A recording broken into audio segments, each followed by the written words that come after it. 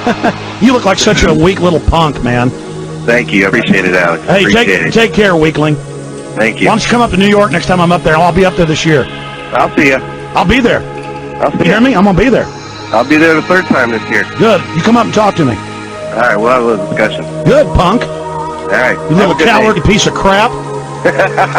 Hey, coward, I'm going to be in New York. You hear me, punk? Hey, Alex. Alex, it's all right, man. You can calm down, dude. No, It's fuck okay. you. Fuck you. No, it's This is okay, the real radio show, punk. You just go ahead and come up there, you little cowardly soft twit. I dare you to come up to me in New York, you little punk. You little weak punk. Hey, you're a coward and you're not going to be there, you little punk. Let him go. Bet you I will. Okay, punk, I'll see you there. All these guys, I've told everybody I'm taking the gloves off.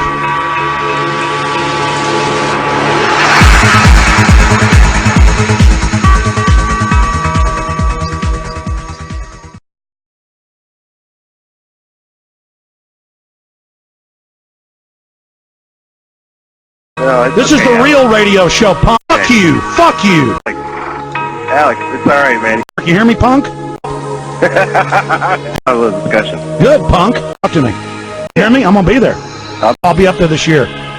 Thank you. I appreciate it, Alex. Hey, appreciate it. take care, little punk, man. Thank you. I appreciate it. Quit. You're, Transcripts of them on my website at prothink.org. you're that stupid twit. Which I have transcripts of them on my website at prothink.org. You're that stupid twit. Benjamin Friedman and Jack Bernstein. Benjamin Friedman and Jack Bernstein. Which I have Benjamin Friedman and Jack Bernstein. Which I have transcripts of them on my website at prothink.org. You're that stupid twit. Yep, I'm the twit. You look. The globalists have got the power. What? The globalists have got the power. They do. And you know who the global, I mean, you know, yeah. And it's going to be, the next several years are going to be very interesting.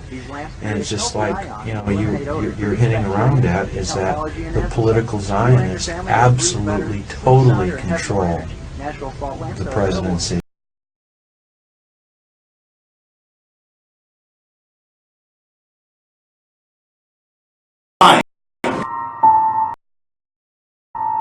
You were both in Skull and Bones, the secret society. It's so secret we can't talk about it. What does that mean for America? The conspiracy theorists are going to go wild. I don't know. I haven't seen the web. Number 322. You both were members of Skull and Bones, a secret society at Yale. What does that tell us?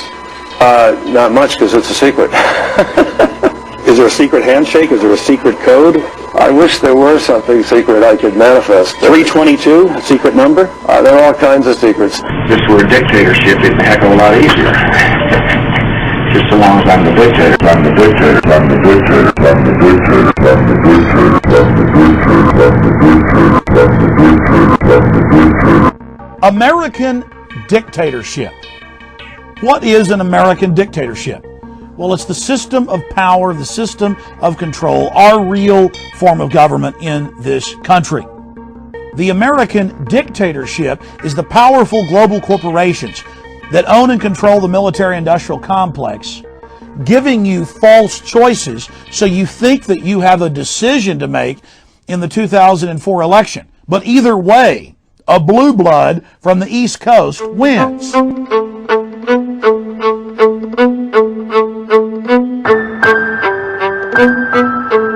Words me, those guys were both members of the secret society at Yale, right? I have on my website, Infowars.com. So we're not getting this new guy is no better than the lone Here's guy. the deal. If you believe Reuters, they're third cousins. If you believe the Associated Press, they're ninth cousins. They're both ninth cousins to Hugh Hefner. They're members of the same secret society, only 15 members each year, which admittedly was set up in 1832 to overthrow the U.S. And we only have 800 living members of that organization, but you can count their members as 3 presidents, 8 CIA directors, many of the heads of the Fortune 500. And they work in concert together to bring you the unfolding police state, to bring you these criminal wars of aggression against sovereign, innocent nations. Bush, Kerry, and Hefner, odd cousins. Oh, you found it. News. Well, understand, anything I spew out is documented up one side, down the other. I don't care how crazy it sounds. You're right, though. Check this out. Hugh Hefner was quoted as saying, "I would be delighted to invite President Bush and Senator Kerry for a family reunion." CBS News confirms that Bush, Kerry, and Hefner are cousins. It's very important to know that this film has been made in the course of the last 12 months. And time again on my own syndicated radio broadcast, and as we made this documentary, I said, look, it's going to be Kerry. Even when Dean was ahead of Kerry, I said it's going to be Kerry. Think of that. Out of 290 million Americans, we have two people. I haven't seen the web. Number 322. First of all, he's not the nominee, and look, I look for. Are you prepared to lose? No, I'm not going to lose. Kind of skipped over it, didn't he? Well, he just said it's so secret I can't talk about it. Now go down under that. Oh, so he was serious? I thought he was kidding. Under that is Lord Kerry on Meet the Press about a month earlier. You both were members of Skull and Bones, a secret society at Yale. What does that tell us? Not much, because it's a secret. Is there a secret handshake? Is there a secret code? I wish there were something secret I could manifest.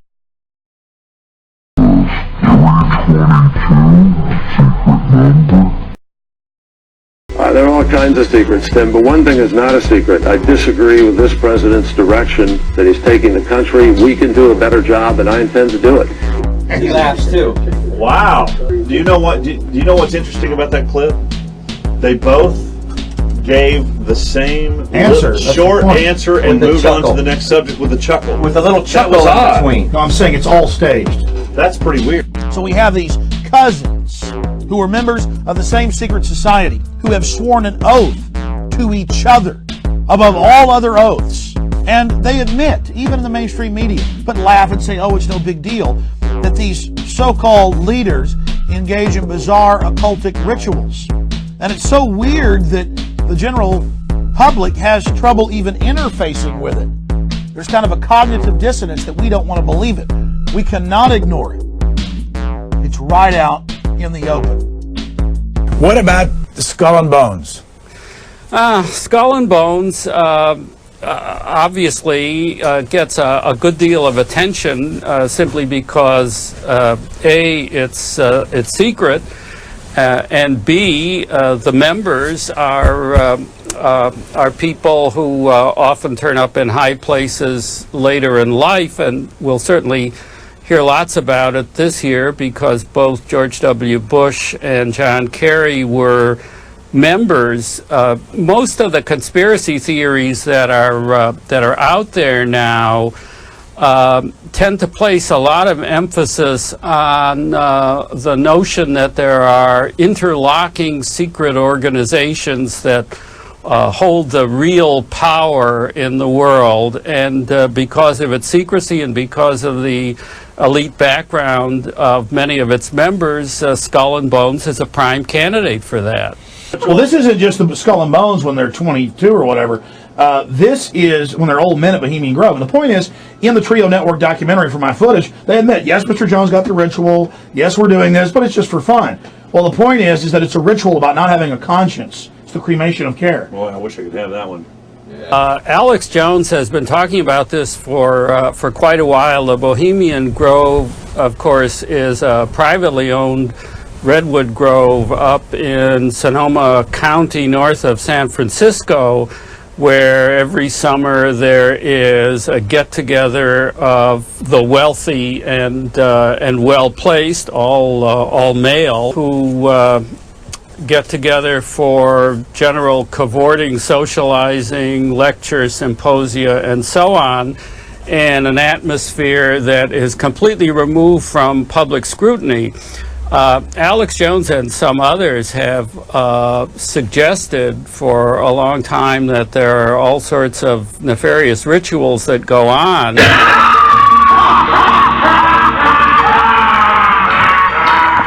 Newspapers on the West Coast, the San Francisco Chronicle, the newspaper there in Santa Rosa, the Press Democrat. And I snuck in, and here were our so-called Christian conservative leaders. And the flames that eat thine effigy. They're going back over 100 years ago. But we wanted to try to put the rumors to rest, find out if it was true.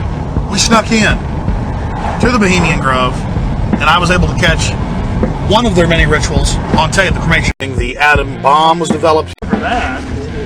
No, Electric eye? yes. Cool. We're over here looking for a handbag. What do you think of the Bohemian Grove? They throw a lot of parties up there. A lot of Random government food officials and come in liquor. and fly out. I'd like to get one of their IDs. Oh, we've had that from... Get in truck out. What do we think of it? What is the Bohemian Grove? Bohemian Grove's a man's Now they're men. party place, right? You are so full of... Oh, you said that because you're a man. That's how you found out. Well, not being a man, I found out slightly differently. You found out about the Grove differently? Yeah, because I didn't go there as a man to party. I went there as a woman to party because, well, Come on, Carol. look, that's a valet, okay. Have a good evening. You do now. Where? What channel is this on? Should we follow you? It's not going to be on. We'll follow you. All right. Carol. Yeah. Bye. Take care. You're beginning to sink deeper into the rabbit hole now. And find out about the Grove. This is a Twilight Zone, like, Lovecraft novel or something. I want to tell everybody out in TV, Redwood Grove, Lean more so people drive less. That's John Kerry. We're going to keep pounding, let me tell you. I'm just beginning to fight here. These guys are the most crooked, lying group of people I've ever seen. Who's crooked and lying? The president? I was talking about the attack machine. So this, in essence, is the American dictatorship. A world where you only have choice on the surface, but in reality, you're a complete and total slave. Group, based in Dallas, Texas, requested that I come and speak after Ralph Nader, the popular consumer advocate who also ran for president in 2000. And I told him, look, I don't really support Ralph Nader. I think he'd obviously be better than George Bush or Al Gore. He could be a shill put in there to ensure that Lord Bush gets in to office yet again. But I said that I doubt that because things are so obvious. In manner unconstitutionally to George W. Bush. Nobody was indicted. Nobody was prosecuted. You go out here in Texas and violate a traffic ordinance, and you'll get a more severe penalty than the egregious violation of your own constitutional rights by the Congress of the President of the United States. And there were about 800 people there.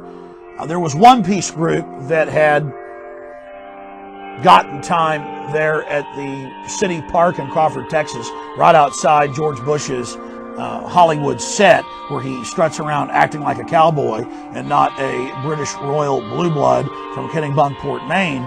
And we got there, and the people that had brought in Ralph Nader to have some of the local authorities. Bill Clinton helped protect bin Laden when Sudan and Afghanistan wanted to arrest him. For the war, they're all for the same issues. That's the key here. And I have to tell you that after having a chance to talk to British, we helped entrench him as the dictator of Iraq in 1979. We equipped him with arms. We gave... It's interesting just to speculate. Why in the world... and manipulated votes at the local level to the point of him winning. In over 24 Very serious. On that role suggests... And electronic systems, there's just no record at all of groups like him before they even have power, and whatever way you use that feeling to give you the power you have, whether it be tyranny, wars. I mean, the greatest oxymoron of them all is holy war, which is not in God's plan. The poor people of the Middle East, the Islams and the Muslims, and the Arabs and the Taliban, the Afghanistans, the Pakistanis, Iraq, Iran, Syria, Turkey, Israel, the Palestinians. They all have a purpose on this earth, but they're not using the purpose God gave them to use. They're using the fear that they have by not using God's purpose. Traveling around the United States, do you see the mentality from the American people, while at the very same time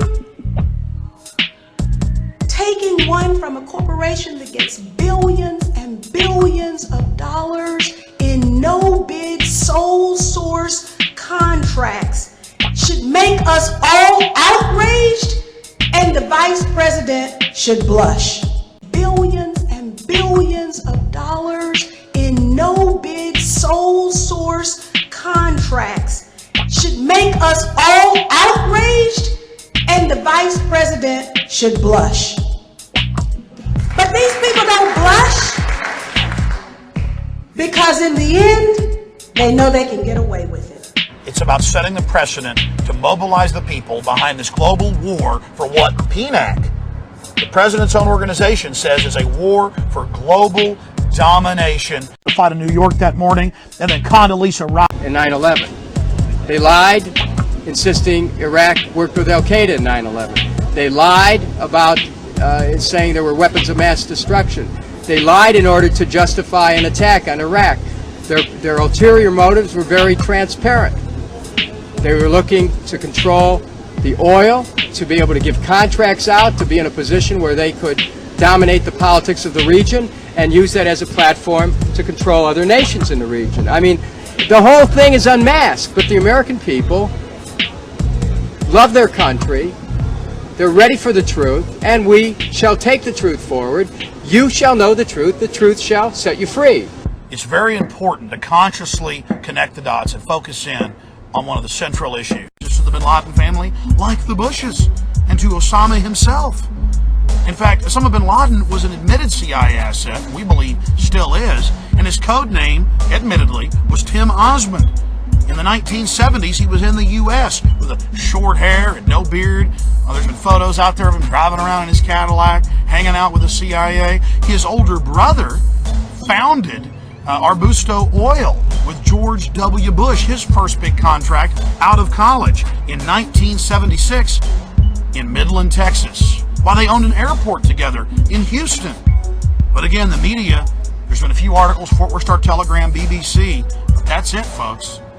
So we need to look at the motive, we need to look at the history, we need to look at how the president is intimately involved with the bin Ladens. In fact, we've got FBI agents who were ordered by Bush under W199I, a presidential order, several months before 9/11 to back off the bin Laden family, to back off Al-Qaeda in this country.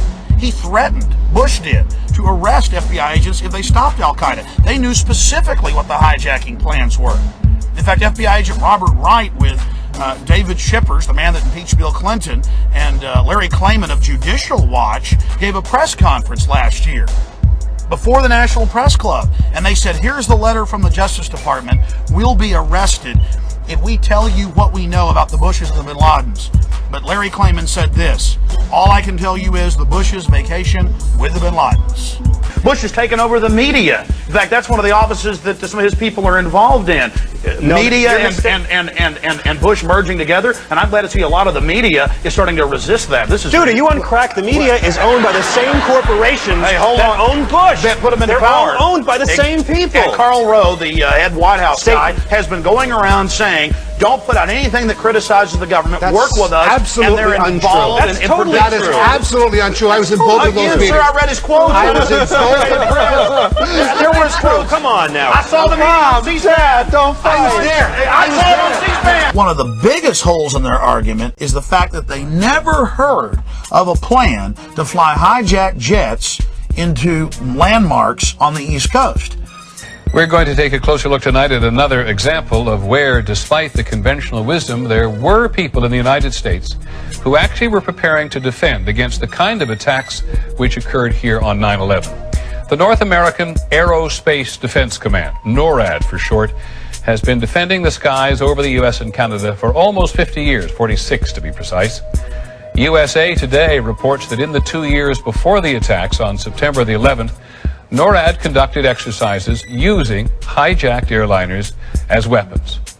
And one target was the World Trade Center. We knew he hated us. But there was nobody in our government, at least, and I don't think the prior government, that could envision flying airplanes into buildings on such a massive scale. But that turns out not to be true. U.S. military planners did envision and practice those very scenarios.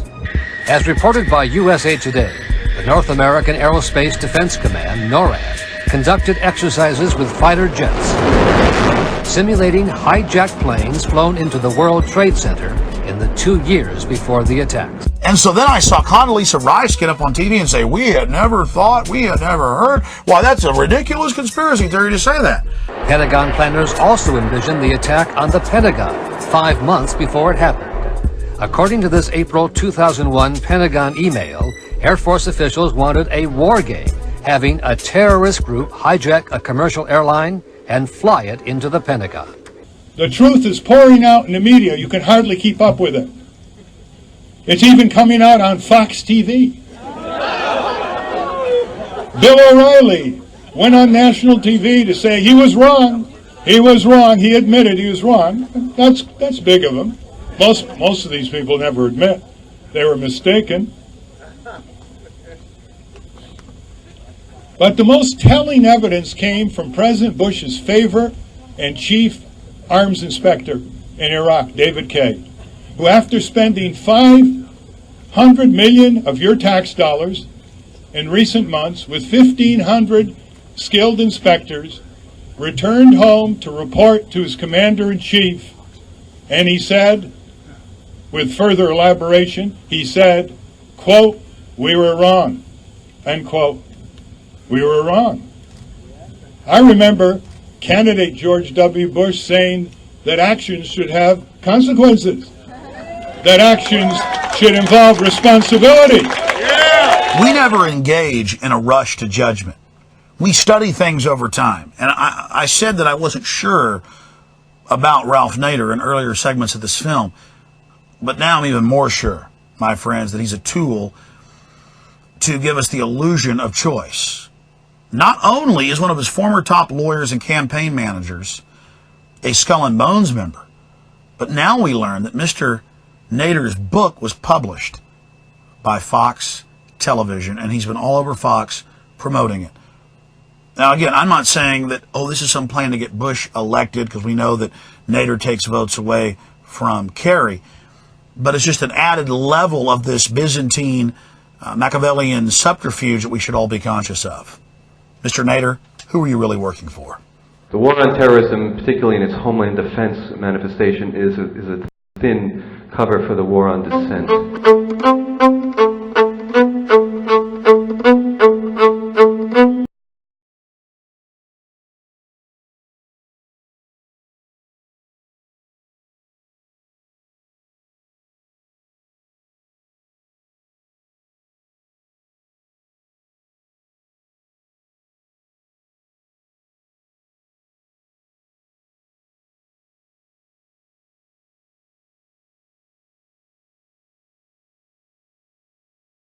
Quarter-pound packages would make a lot more than $208, so they have to charge you at least $208 to get the thing here.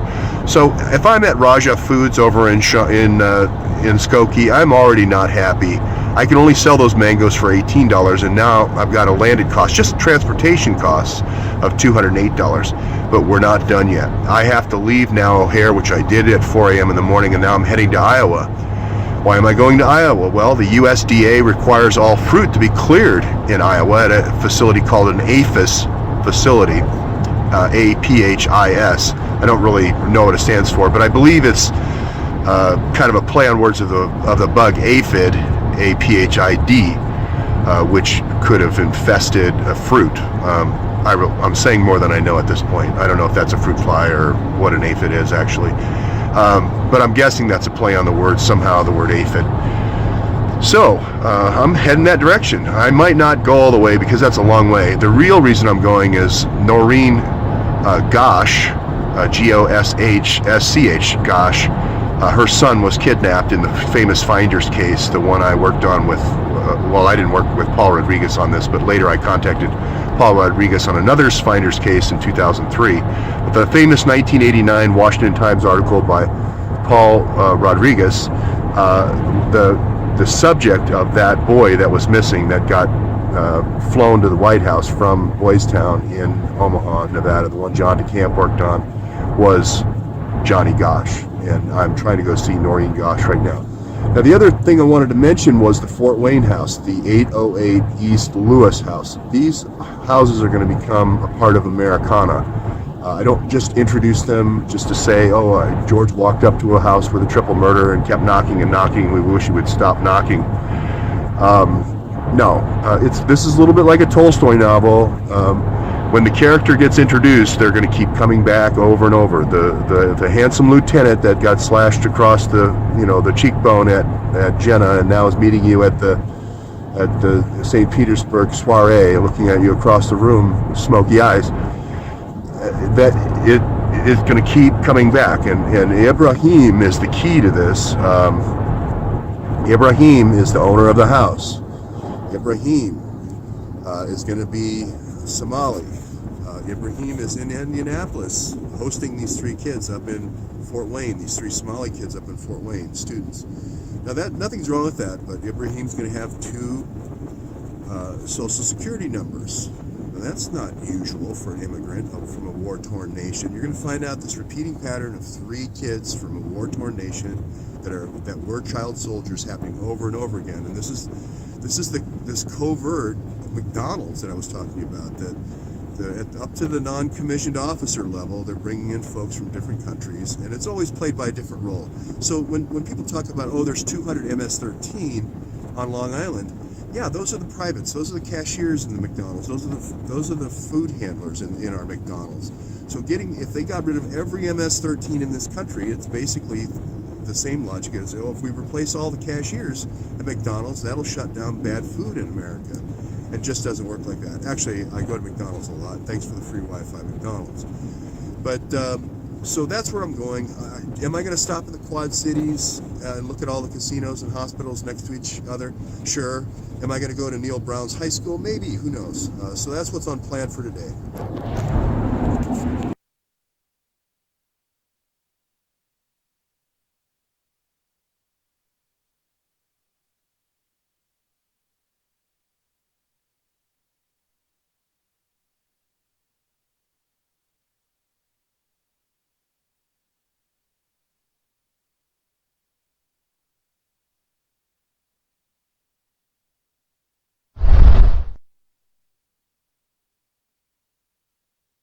Breaking, Bill O'Reilly just announced big comeback on TV, you won't believe where.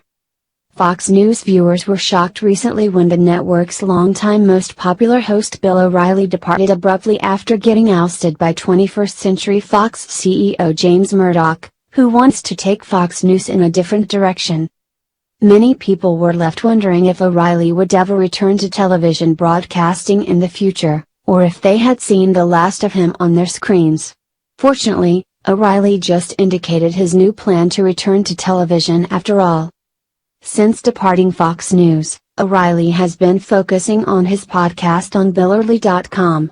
On his show, he said that he is going to do longer and longer shows until his podcast is a complete news show. In his most recent episode, titled O'Reilly Lays Out Plans for the Future in Last Free Podcast, he said that his site is moving to create a video news show and maybe go into some other networks as well. He added, "So, I hope you consider it and sign up because we will be here Monday through Thursday with our audio broadcast, and we are working on making it a video display." He continued, "We really appreciate you guys hanging with us the first week on the No Spin News. It's very nice of you to do that. We think we provide a unique perspective on the news, by the way, and as I said in the beginning of this broadcast, we're going to expand it. So, we're going to expand it. A lot of people interested, I'm taking my time. There's a lot of things that I have to clear up, as I mentioned on Monday when I first came on the air. There's a lot of things in play, and you'll know what the deal is. Are you glad O'Reilly is going to create a video show? Are you glad O'Reilly is going to create a video show? What do you think about this comment below? Breaking, after being accused of harassment, Hannity sent huge warning to Debbie Schlussel. She's done. Sean Hannity has vowed to sue a former guest of his program with some of the finest and toughest lawyers in the country after she accused the Fox News host of sexually propositioning her as allegations of sexual harassment continue to roil the network.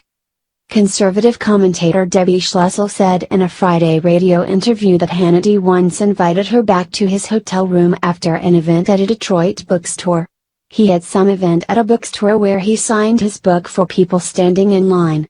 He asked me to come meet him at this book signing, Schlussel told host Pat Campbell. So I met him there and it was very awkward. He had me stand up there with him while he signed books and I felt very weird. These people don't know me and they didn't come for me to sign their books. So then I left to get ready for the show and he said, "Why don't you come back with me to my hotel?" And I said, "No, I have to get ready for the show." In a Monday interview, Schlussel clarified her remarks, saying that she didn't consider his conduct sexual harassment but still considered him creepy. Schlussel, 48, did not provide a date for the alleged conversation. Schlussel described another alleged incident of Hannity propositioning her after one of his programs, which she says she turned down. "After that, I wasn't booked on his show again. And he called me and yelled at me," Schlussel said. "I got a very weird feeling about the whole thing, and I kind of knew I wouldn't be back on his show." Hannity issued his own statement strongly denying the claims, calling them a complete fabrication by a serial harasser. "Let me be clear, the comments about me on a radio show this week by this individual are 100% false and a complete fabrication," Hannity, 55, wrote. "This individual is a serial harasser who has been lying about me for well over a decade. The individual has a history of making provably false statements against me in an effort to slander, smear and besmirch my reputation. The individual has not just slandered me over the years but many people who this individual disagrees with," he continued. "This individual desperately seeks attention by any means necessary, including making unfounded personal attacks and using indefensible and outrageous political rhetoric. My patience with this individual is over. I have retained a team of some of the finest and toughest lawyers in the country who are now in the process of laying out the legal course of action we will be taking against this individual."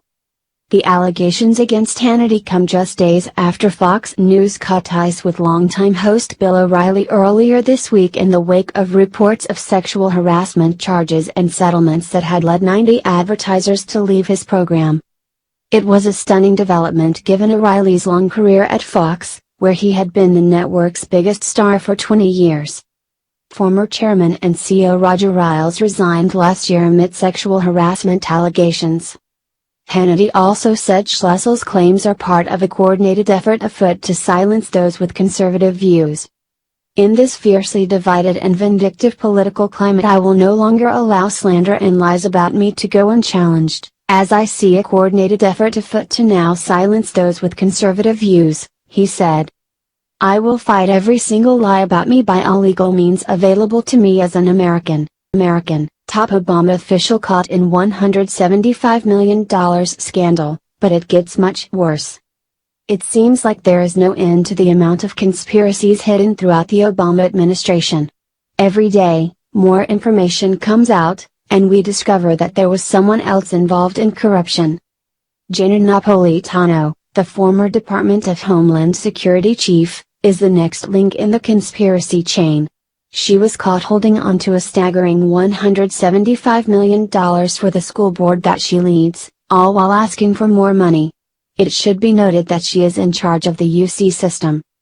The UC school system is affiliated with UC Berkeley, where Ann Coulter, Milo Yiannopoulos, and Gavin McInnes were denied their right to free speech. All three had speaking sessions planned, and all three were canceled due to liberal rioters. There was not a single Democrat who stood up to let these three people with differing opinions speak to an allegedly bipartisan school. Fox News reported that the audit found the extra money in a hidden account. It accumulated funds over years when the president asked for extra money regarding different issues. As you would expect, Napolitano denied the claim from the audit. She said there was extra money put aside for unexpected expenses, but it was actually only $38 million. You know, just $38 million.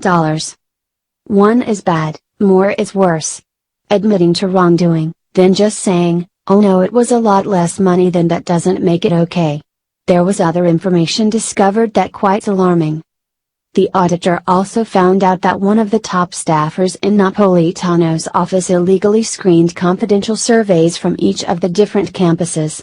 If there were any answers that reflected badly on the office, they were changed or deleted entirely. How is it okay that they can do this without any repercussions? Elaine Howell, the auditor, came out and said that she has never seen anything like this in the 17 years that she spent as an auditor. We should be alarmed that all of this is happening at a school that has become a shell of its former self. UC Berkeley used to be known as the home of free speech. Things have changed drastically since that time. If this kind of issue is happening in this school, how often is it happening in other schools across the country? We need a full-on investigation to get to the bottom of this. They are obviously using that money for something, perhaps paying writers to stop the people they disagree with from coming in to speak. We know that President Trump isn't going to let this behavior continue. He has been systematically going through and stopping all of the insanity that the Obama administration implemented. He is well aware of what is going on in this country, and we should expect big changes in the future. Napolitano needs to be punished for assisting with this situation. Criminals should not be allowed to roam freely on our soil. It's un-American. The left has managed to divide us enough, now they are taking it to an all-time high. Justice must be served. Do you think that Napolitano deserves to be in prison? Share this story on Facebook and let us know because we want to hear your voice. Breaking, Sean Hannity just got devastating news, please pray. As part of what can only be interpreted as a liberal reaction to Donald Trump's presidency, there is currently a witch hunt going on at Fox News. Now that former chairman Roger Ailes has departed and Rupert Murdoch has relinquished control of the network, Fox News and its staff are now at the whim of Murdoch's son James Murdoch.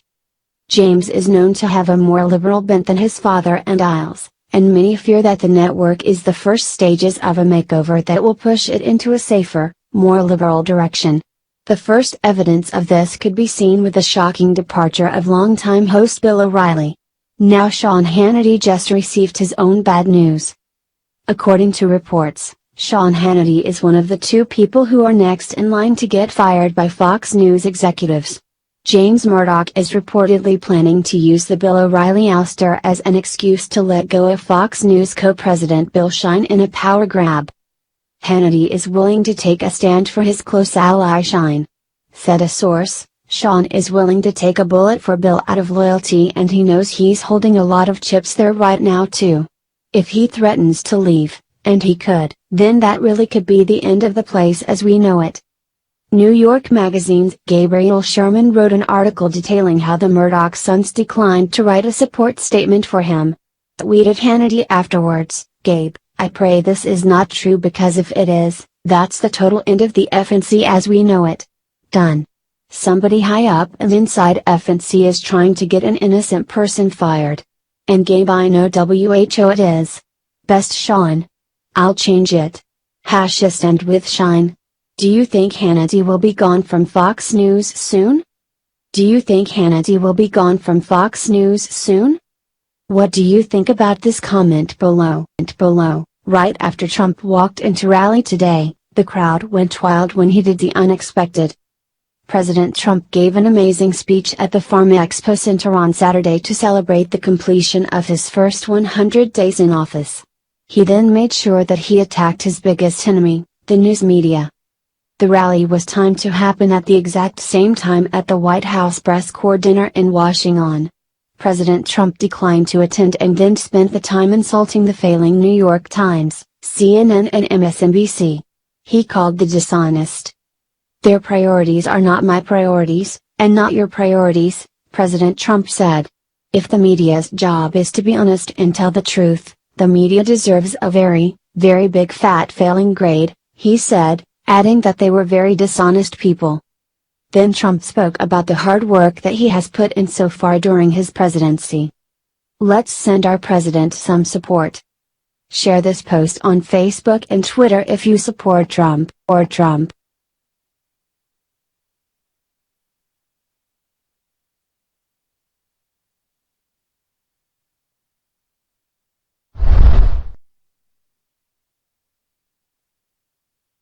Breaking: after being accused of harassment, Hannity sent huge warning to Debbie Schlussel. She's done. Sean Hannity has vowed to sue a former guest of his program with some of the finest and toughest lawyers in the country after she accused the Fox News host of sexually propositioning her as allegations of sexual harassment continue to roil the network. Conservative commentator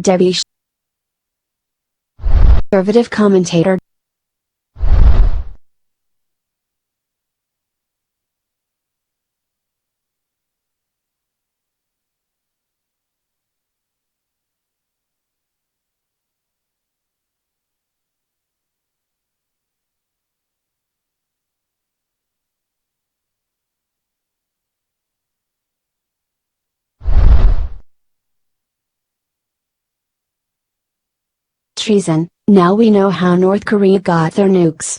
This is evil. North Korea has put us all in an uncomfortable place. We feel that conflict could happen any day. We would win, but it would be messy. Who is to blame for this situation? In a shocking examination, it was discovered that Jimmy Carter and Bill Clinton actually set us up for this situation. They did some pretty atrocious things with North Korea, and seemingly didn't care about the consequences of their actions. These two liberals set America up for failure from the start. Carter worked up a deal in Pyongyang with North Korea. The result of the deal was 2 reactors and $5 billion in aid, all in return for a promise to quit seeking nukes. We gave them 2 nuclear reactors and $5 billion and said don't build nukes. Stunned by stupidity is the only way to describe this agreement. Of course, they were going to go right back to building nukes with their 2 new reactors, and more money than any of us have ever seen in our lives. Bill Clinton embraced this idea with arms wide open. He claimed that this achievement would form an end to the threat of nuclear proliferation on the Korean peninsula. Really, Clinton? This story proves another point that we should all take into consideration. They gave another country $5 billion. We have people starving to death in our country already. Veterans are sick, homeless, and not getting the respect and admiration that they deserve. We could have taken care of all of the current veterans with that $5 billion. Instead, we gave it away to a dangerous dictator as if it were monopoly money. These former leaders need to admit that what they did put us in this situation. We know the mainstream media will never mention it. In fact, Carter won a Nobel Peace Prize for coming up with a North Korean agreement. Sad. Knowing this information, you have to wonder how much we don't know. How much money was given to them from previous presidents that we will never know about?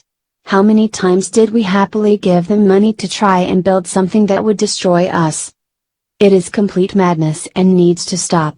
Luckily, President Trump noticed the same things that we have. He is going to keep aid to other countries to a bare bones minimum. We need to step back and focus on our country, and our people. President Trump recently passed an executive order for our veterans, and this is already an amazing improvement from previous legislation what was there previously. Now, veterans can view information about their VA hospitals online, such as wait times, allowing them to get treatment sooner, and best of all, the best doctors in the world are going to be there to help. This is already a shining example of how Trump is different from Bill Clinton, Carter, or any other president that has been in office. Clinton and Carter may never pay for their treason, but at least we have a good idea about how we ended up in this situation. Thanks, Clinton and Carter. Do you think Clinton and Carter will ever get charged with treason? Share this story on Facebook and let us know because we want to hear your voice. Breaking: Bill O'Reilly just announced big comeback on TV, you won't believe where. Fox News viewers were shocked recently when the network's longtime most popular host Bill O'Reilly departed abruptly after getting ousted by 21st Century Fox CEO James Murdoch, who wants to take Fox News in a different direction. Many people were left wondering if O'Reilly would ever return to television broadcasting in the future, or if they had seen the last of him on their screens. Fortunately, O'Reilly just indicated his new plan to return to television after all. Since departing Fox News, O'Reilly has been focusing on his podcast on BillO'Reilly.com. On his show, He said that he is going to do longer and longer shows until his podcast is a complete news show. In his most recent episode, titled O'Reilly Lays Out Plans for the Future in Last Free Podcast, he said that his site is moving to create a video news show and maybe go into some other networks as well. He added, "So, I hope you consider it and sign up because we will be here Monday through Thursday with our audio broadcast, and we are working on making it a video display." He continued, "We really appreciate you guys hanging with us the first week on the No Spin News. It's very nice of you to do that. We think we provide a unique perspective on the news, by the way, and as I said in the beginning of this broadcast, we're going to expand it. So, we're going to expand it. A lot of people interested, I'm taking my time. There's a lot of things that I have to clear up, as I mentioned on Monday when I first came on the air. There's a lot of things in play, and you'll know what the deal is. Are you glad O'Reilly is going to create a video show? Are you glad O'Reilly is going to create a video show? What do you think about this comment below?" Breaking: after being accused of harassment, Hannity sent huge warning to Debbie Schlussel. She's done. Sean Hannity has vowed to sue a former guest of his program with some of the finest and toughest lawyers in the country after she accused the Fox News host of sexually propositioning her as allegations of sexual harassment continue to roil the network. Conservative commentator Debbie Schlussel said in a Friday radio interview that Hannity once invited her back to his hotel room after an event at a Detroit bookstore. He had some event at a bookstore where he signed his book for people standing in line. He asked me to come meet him at this book signing, Schlussel told host Pat Campbell. So I met him there and it was very awkward. He had me stand up there with him while he signed books and I felt very weird. These people don't know me and they didn't come for me to sign their books.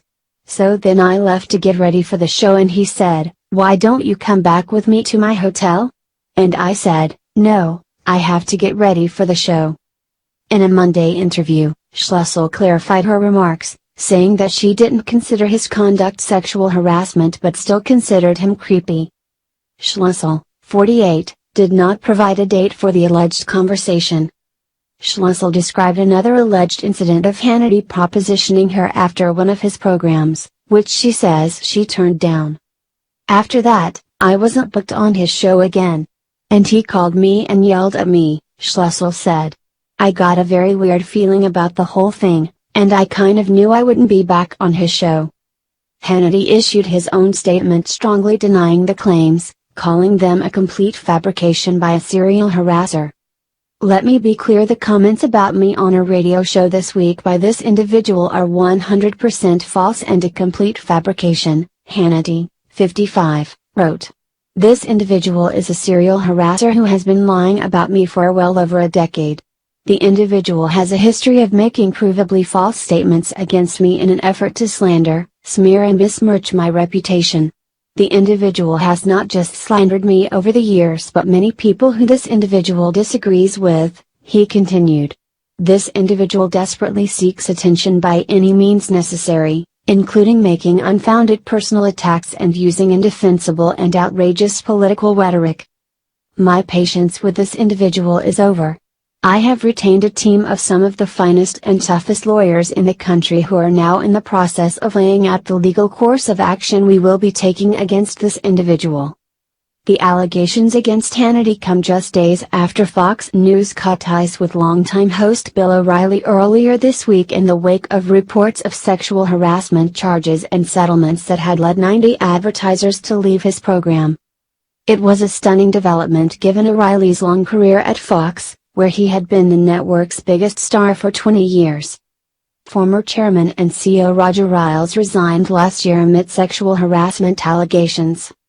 Hannity also said Schlussel's claims are part of a coordinated effort afoot to silence those with conservative views. "In this fiercely divided and vindictive political climate, I will no longer allow slander and lies about me to go unchallenged, as I see a coordinated effort afoot to now silence those with conservative views," he said. "I will fight every single lie about me by all legal means available to me as an American." Top Obama official caught in $175 million scandal, But it gets much worse. It seems like there is no end to the amount of conspiracies hidden throughout the Obama administration. Every day, more information comes out, and we discover that there was someone else involved in corruption. Janet Napolitano, the former Department of Homeland Security chief, is the next link in the conspiracy chain. She was caught holding onto a staggering $175 million for the school board that she leads, all while asking for more money. It should be noted that she is in charge of the UC system. The UC school system is affiliated with UC Berkeley, where Ann Coulter, Milo Yiannopoulos, and Gavin McInnes were denied their right to free speech. All three had speaking sessions planned, and all three were cancelled due to liberal rioters. There was not a single Democrat who stood up to let these three people with differing opinions speak to an allegedly bipartisan school. Fox News reported that the audit found the extra money in a hidden account. It accumulated funds over years when the president asked for extra money regarding different issues. As you would expect, Napolitano denied the claim from the audit. She said there was extra money put aside for unexpected expenses, but it was actually only $38 million. You know, just $38 million. One is bad, more is worse. Admitting to wrongdoing, then just saying, oh no, it was a lot less money than that doesn't make it okay. There was other information discovered that quite alarming. The auditor also found out that one of the top staffers in Napolitano's office illegally screened confidential surveys from each of the different campuses. If there were any answers that reflected badly on the office, they were changed or deleted entirely. How is it okay that they can do this without any repercussions? Elaine Howell, the auditor, came out and said that she has never seen anything like this in the 17 years that she spent as an auditor. We should be alarmed that all of this is happening at a school that has become a shell of its former self. UC Berkeley used to be known as the home of free speech. Things have changed drastically since that time. If this kind of issue is happening in this school, how often is it happening in other schools across the country? We need a full-on investigation to get to the bottom of this. They are obviously using that money for something, perhaps paying rioters to stop the people they disagree with from coming in to speak. We know that President Trump isn't going to let this behavior continue. He has been systematically going through and stopping all of the insanity that the Obama administration implemented. He is well aware of what is going on in this country, and we should expect big changes in the future. Napolitano needs to be punished for assisting with this situation. Criminals should not be allowed to roam freely on our soil. It's un-American. The left has managed to divide us enough, now they are taking it to an all-time high. Justice must be served. Do you think that Napolitano deserves to be in prison? Share this story on Facebook and let us know because we want to hear your voice, your voice.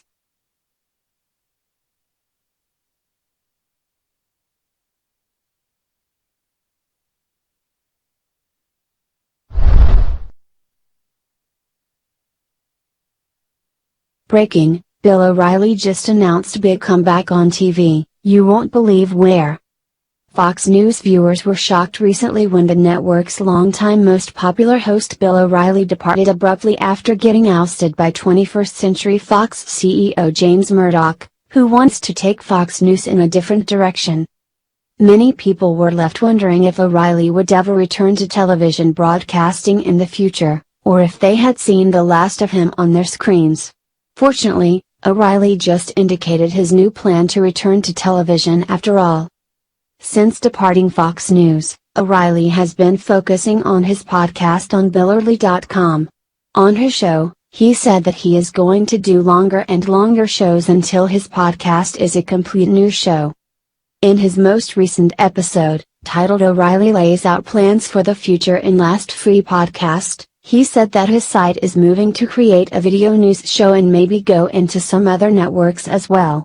He added, "So, I hope you consider it and sign up because we will be here Monday through Thursday with our audio broadcast, and we are working on making it a video display." He continued, "We really appreciate you guys hanging with us the first week on the No Spin News. It's very nice of you to do that.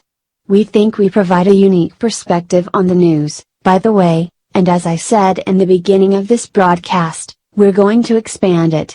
So, we're going to expand it. A lot of people interested, I'm taking my time. There's a lot of things that I have to clear up, as I mentioned on Monday when I first came on the air. There's a lot of things in play, and you'll know what the deal is. Are you glad O'Reilly is going to create a video show? Are you glad O'Reilly is going to create a video show? What do you think about this comment below? Breaking, after being accused of harassment, Hannity sent huge warning to Debbie Schlussel. She's done. Sean Hannity has vowed to sue a former guest of his program with some of the finest and toughest lawyers in the country after she accused the Fox News host of sexually propositioning her as allegations of sexual harassment continue to roil the network. Conservative commentator Debbie Schlussel said in a Friday radio interview that Hannity once invited her back to his hotel room after an event at a Detroit bookstore. He had some event at a bookstore where he signed his book for people standing in line. He asked me to come meet him at this book signing, Schlussel told host Pat Campbell. So I met him there and it was very awkward. He had me stand up there with him while he signed books and I felt very weird. These people don't know me and they didn't come for me to sign their books. So then I left to get ready for the show and he said, "Why don't you come back with me to my hotel?" And I said, "No, I have to get ready for the show." In a Monday interview, Schlussel clarified her remarks, saying that she didn't consider his conduct sexual harassment but still considered him creepy. Schlussel, 48, did not provide a date for the alleged conversation. Schlussel described another alleged incident of Hannity propositioning her after one of his programs, which she says she turned down. "After that, I wasn't booked on his show again. And he called me and yelled at me," Schlussel said. "I got a very weird feeling about the whole thing, and I kind of knew I wouldn't be back on his show." Hannity issued his own statement strongly denying the claims, calling them a complete fabrication by a serial harasser. "Let me be clear, the comments about me on a radio show this week by this individual are 100% false and a complete fabrication," Hannity, 55, wrote. "This individual is a serial harasser who has been lying about me for well over a decade. The individual has a history of making provably false statements against me in an effort to slander, smear and besmirch my reputation. The individual has not just slandered me over the years but many people who this individual disagrees with," he continued. "This individual desperately seeks attention by any means necessary, including making unfounded personal attacks and using indefensible and outrageous political rhetoric. My patience with this individual is over. I have retained a team of some of the finest and toughest lawyers in the country who are now in the process of laying out the legal course of action we will be taking against this individual." The allegations against Hannity come just days after Fox News cut ties with longtime host Bill O'Reilly earlier this week in the wake of reports of sexual harassment charges and settlements that had led 90 advertisers to leave his program. It was a stunning development given O'Reilly's long career at Fox, where he had been the network's biggest star for 20 years.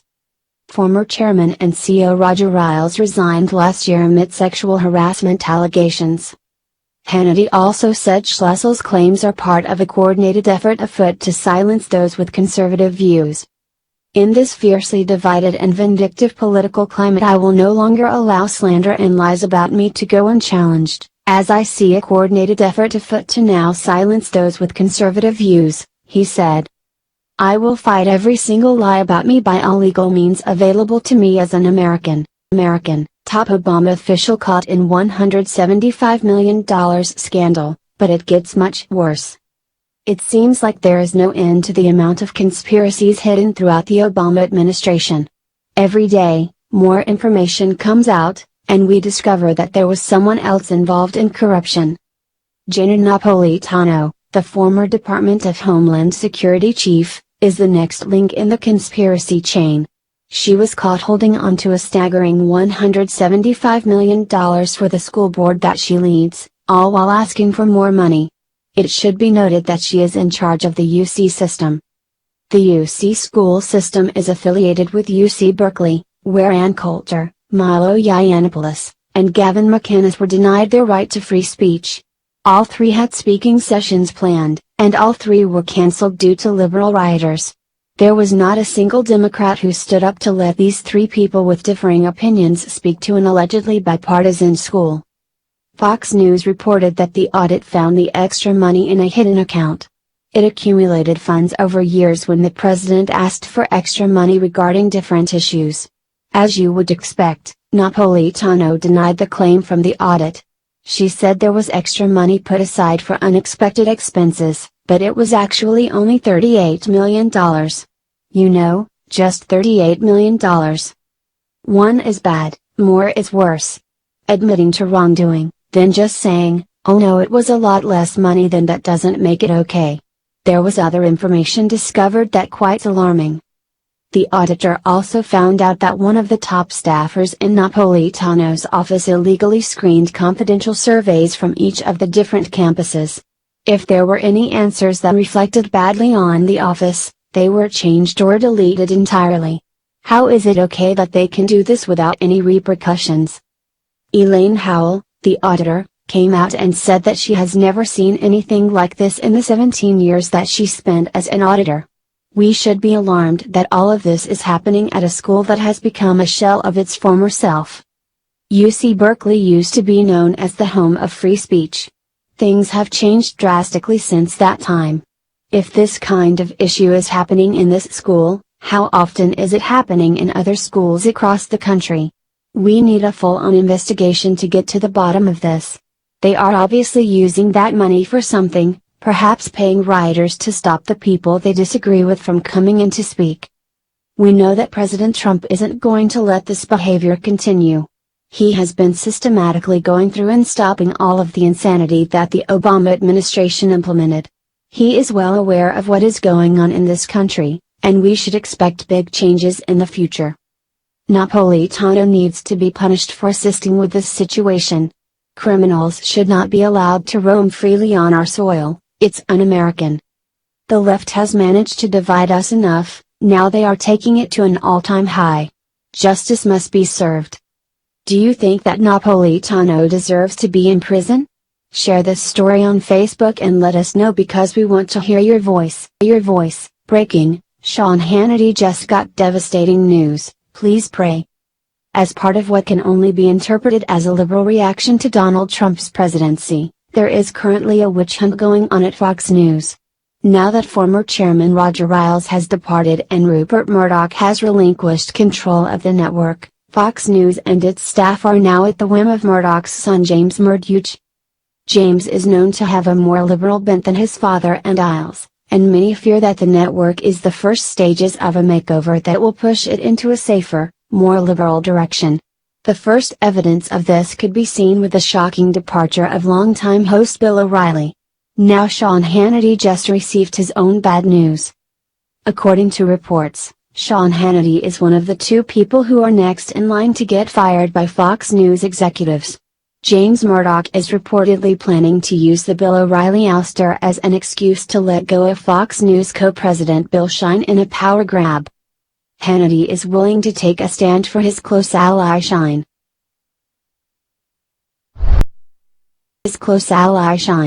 Said a source, Sean is willing to take a bullet for Bill out of loyalty and he knows he's holding a lot of chips there right now too. If he threatens to leave, and he could, then that really could be the end of the place as we know it. New York Magazine's Gabriel Sherman wrote an article detailing how the Murdoch sons declined to write a support statement for him. Tweeted Hannity afterwards, "Gabe, I pray this is not true because if it is, that's the total." Step up to Exmark, the mowers that have been beautifying landscapes for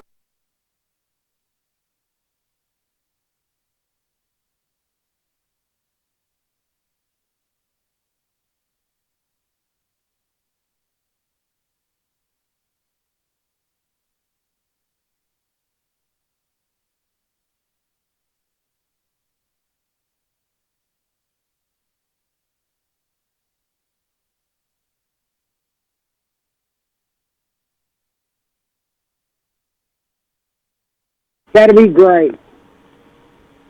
Good afternoon, folks. It is about 2 p.m. here Eastern Daylight Time in Tampa, Florida. We have Becky Williams, our governor of Texas. We so much need her in there.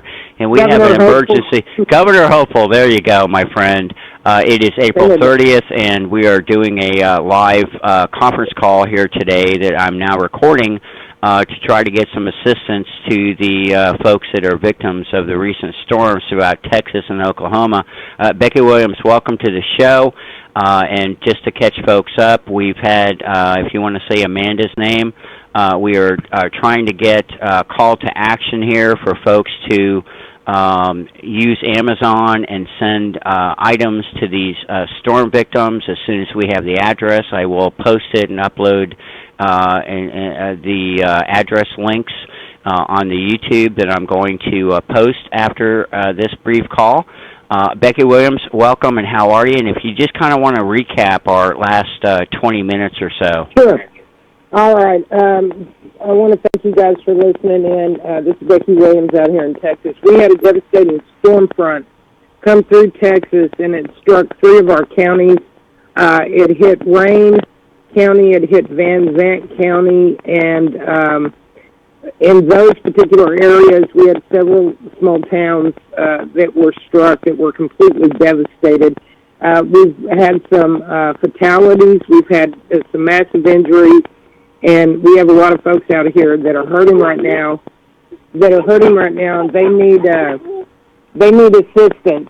We need donations. We need volunteers. Anybody in 60 to 75 mile radius that has generators, chainsaws. We're going to need a lot of help out here. If you've got a 16-foot or larger trailer and you can haul supplies, that would be great.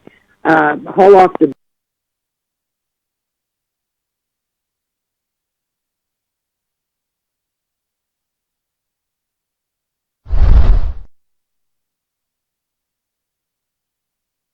Breaking. It's happening right now. Fox News is being taken over, and you won't believe by whom? Up until recently, the Fox News channel was considered the standard in conservative cable news. They hosted conservative names like Sean Hannity, Glenn Beck, and of course Bill O'Reilly. Their mantra was that they would deliver the news in a fair and balanced way, and for a while, it looked like the unicorn of news aspirations might have been attained. They interviewed the conservatives and liberals alike and didn't let anybody get away with any double talk. The first clue that we might have gotten that there was trouble in paradise over at the biggest news company in the United States was when there was a clash of personalities between then candidate Donald Trump and anchor Megyn Kelly.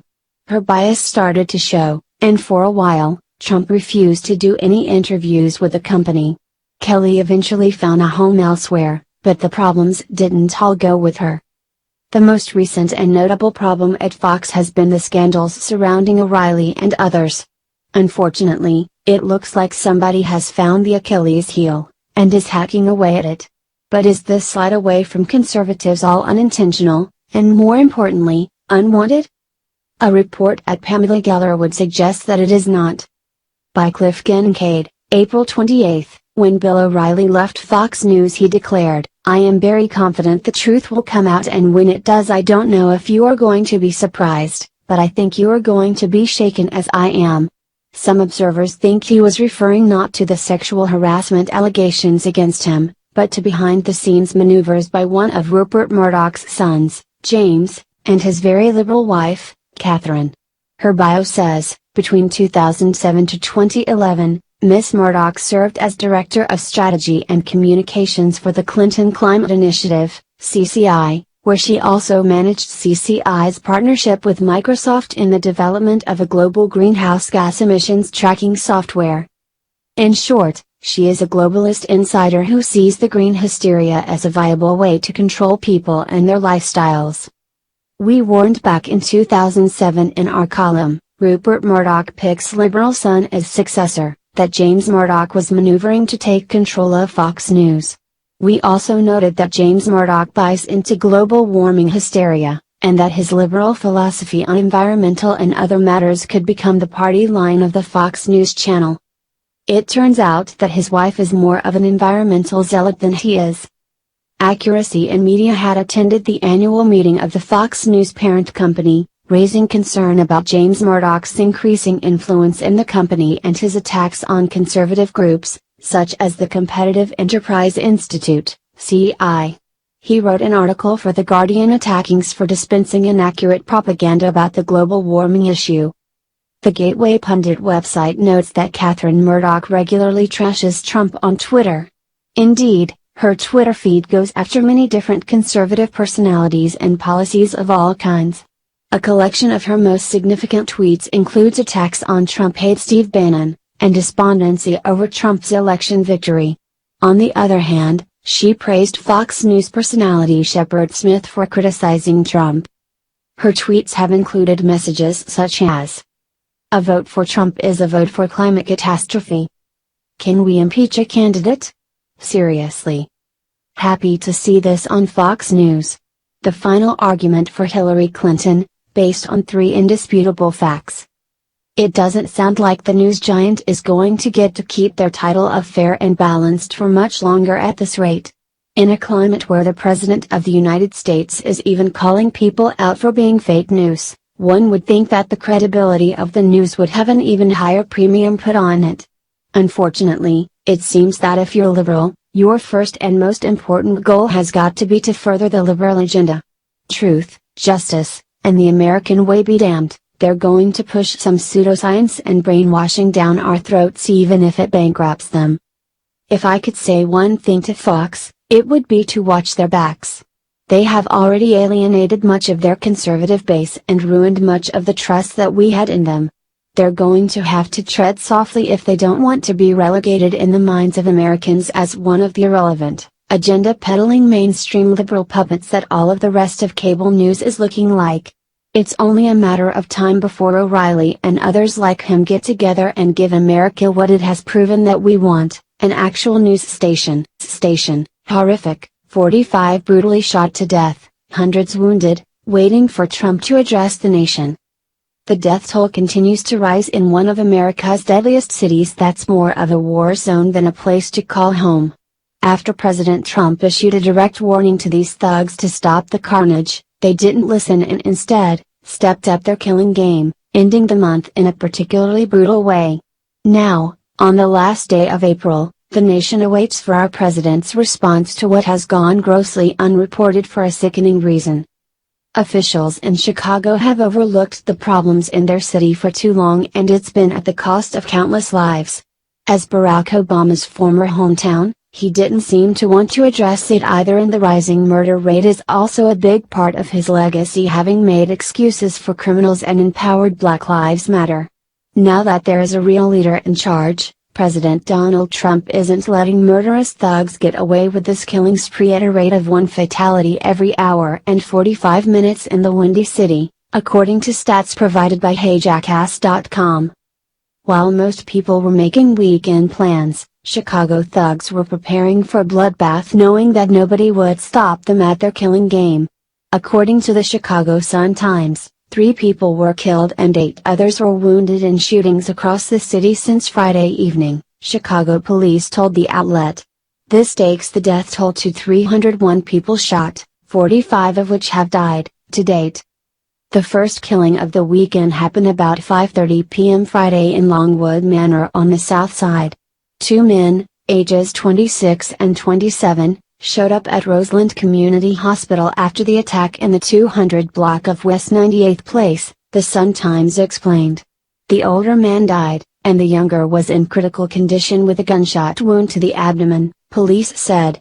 The older man's identity has not been released. The killing spree continues well into Sunday at about 3:35 a.m. when a 27-year-old man was standing outside and heard the familiar sound of gunshots going off. Seconds later, he felt pain and realized he had been made a random target but was fortunate enough for it to not be fatal, but suffered injuries to his left arm. Almost as shocking as the overwhelming crime rate in the city, is the fact that in 90% of these cases, where victims were either injured or killed, not a single suspect has been charged, Alan B. West reported. Perhaps this stat came out at the end of Barack Obama's presidency, after allowing thugs to run free and excuse it as what disgruntled millennials do when suffering from poverty. What's interesting to note is that not a single one of these shootings this month involved a police officer, which is a big statistical change since Trump has been in office. Now, things could be getting a lot worse for these thugs and better for the city suffering under their wrath since our president has vowed to combat the gangster and thug issue that runs rampant in inner cities across the country. He's one of the first to take a bold stance against it, proving he's not afraid of these criminals, and it's only a matter of time before he publicly addresses this issue again after his executive orders on the matter and sending ATF, alcohol, tobacco, and firearms agents in to help. Among his flurry of important executive orders to get the country back on track, were 3 crucial ones targeting gangs, drugs, and crimes against cops. According to CNBC, the executive orders will focus on gang members, drug dealers, drug cartels and crimes against law enforcement officers, Bustle reported. During Jeff Sessions' formal ceremony after his confirmation, President Trump announced his plans for these 3 executive orders, which give more authority to law enforcement. During his ceremony, Sessions said that the U.S. has a crime problem that may be a dangerous permanent trend, Bustle's reports added. In an effort to remedy this, Trump's latest executive orders will specifically target what he views as the leading causes of crime: gang members, drug cartels and dealers, and those who commit crimes against cops. If anyone is doing more for the black community and proving Black Lives Matter than Barack Obama, it's his successor, President Trump. 88% of the victims in Chicago are black and were all ignored while Obama was in office, pushing and supporting the Black Lives Matter movement. Trump will single-handedly save countless black lives by cracking down on these thugs who kill other people, many of whom are random and just in the wrong place at the wrong time in the war zone. Breaking, 50 severely wounded and 6 killed so far, death toll rising, awaiting government response. Late Saturday evening tornadoes ripped through East Texas, leaving 6 confirmed dead and dozens upon dozens of others injured. Authorities have noted that the death toll could rise exponentially. 50 miles away from Dallas, Canton was hit pretty hard with overturned vehicles, tree wreckage, and mangled wires all over the road. Captain Brian Horton of the Canton Fire Department told reporters that those who didn't need to be in the area should leave, so that our teams can do what they need to do to take care of these people who are in need. A local triage center was set up at the high school in town to help those who had been injured. It was Canton Mayor Lou Ann Everett who noted the heartbreaking and upsetting damage that had been done to the city. The tornadoes hit and destructed an area 35 miles long and 15 miles wide. Some of the damages they have come across are down power lines as well as leaks at various houses. 54 patients were received after the storm at the ETMC Regional Healthcare Systems hospitals. 1 person was reported. Is the Mandela effect real? Instead of telling you if it's real or not, what I'm going to tell you is I'm going to explain to you the reason behind it. I'm going to show you one simple clip from a movie, and I'm also going to start off with this quote.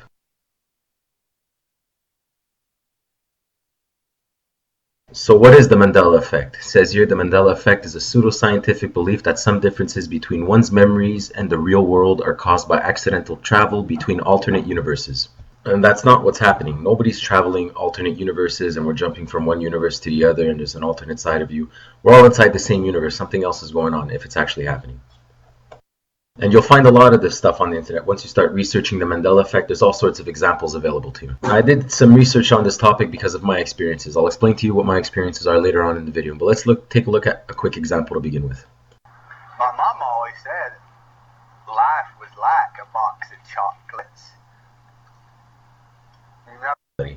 We're going through a sorting process, sort of like a filtering thing. The whole universe that we're in, it's either we're light or dark, and it has everything to do with why we're here, how we existed before, we come here for a reason, and we exist afterwards. There are things happening with my mind. I know that my mind, my thoughts are being listened to, as are yours. And I tell you this, and if you're just somebody that's clicking on my videos for the first time, you're going to want some proof.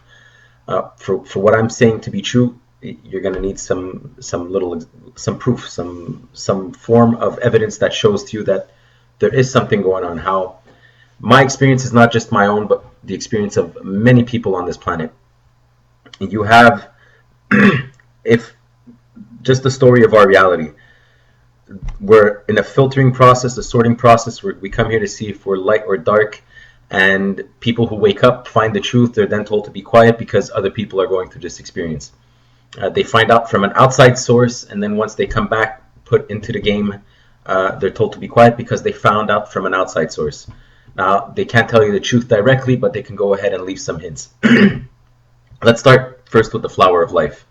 As a quick example, this is a pattern that's everywhere around the world. Back in history, back in ancient times, you have it at one end of the world, and you have it on the other complete end of the world, and it's the exact same pattern. The quick example, this is what the flower of life is. You'll notice that it's a very unique pattern, and unlike today, where I can communicate with somebody across the world through technology, this pattern is everywhere. Before people were able to communicate, you have it in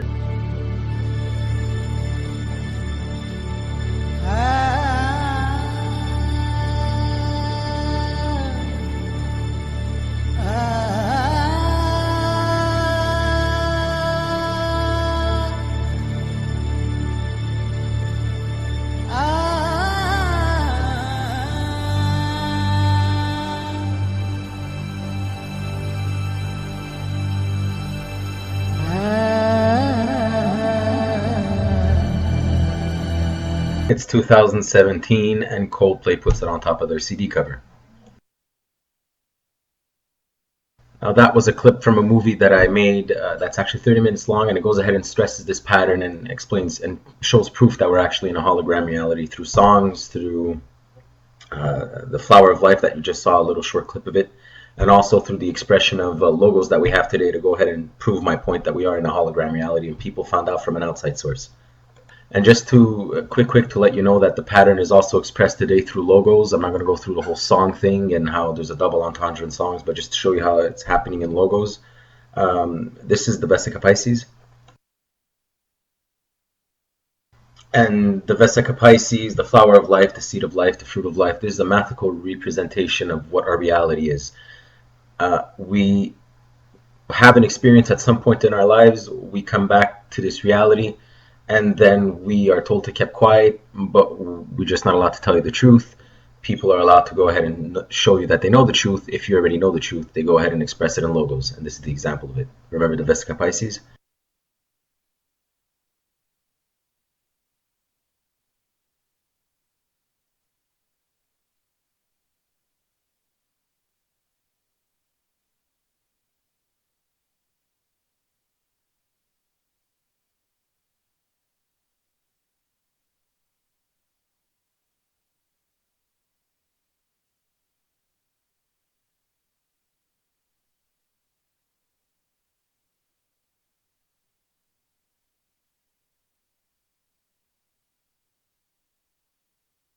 Now, I found many of these little logo examples, but I'm not going to bore you with them inside this video. If you want to find out the whole pattern thing and the whole reason behind the whole proof and language and songs, I really suggest you watch this 30-minute video that I made. The link is here.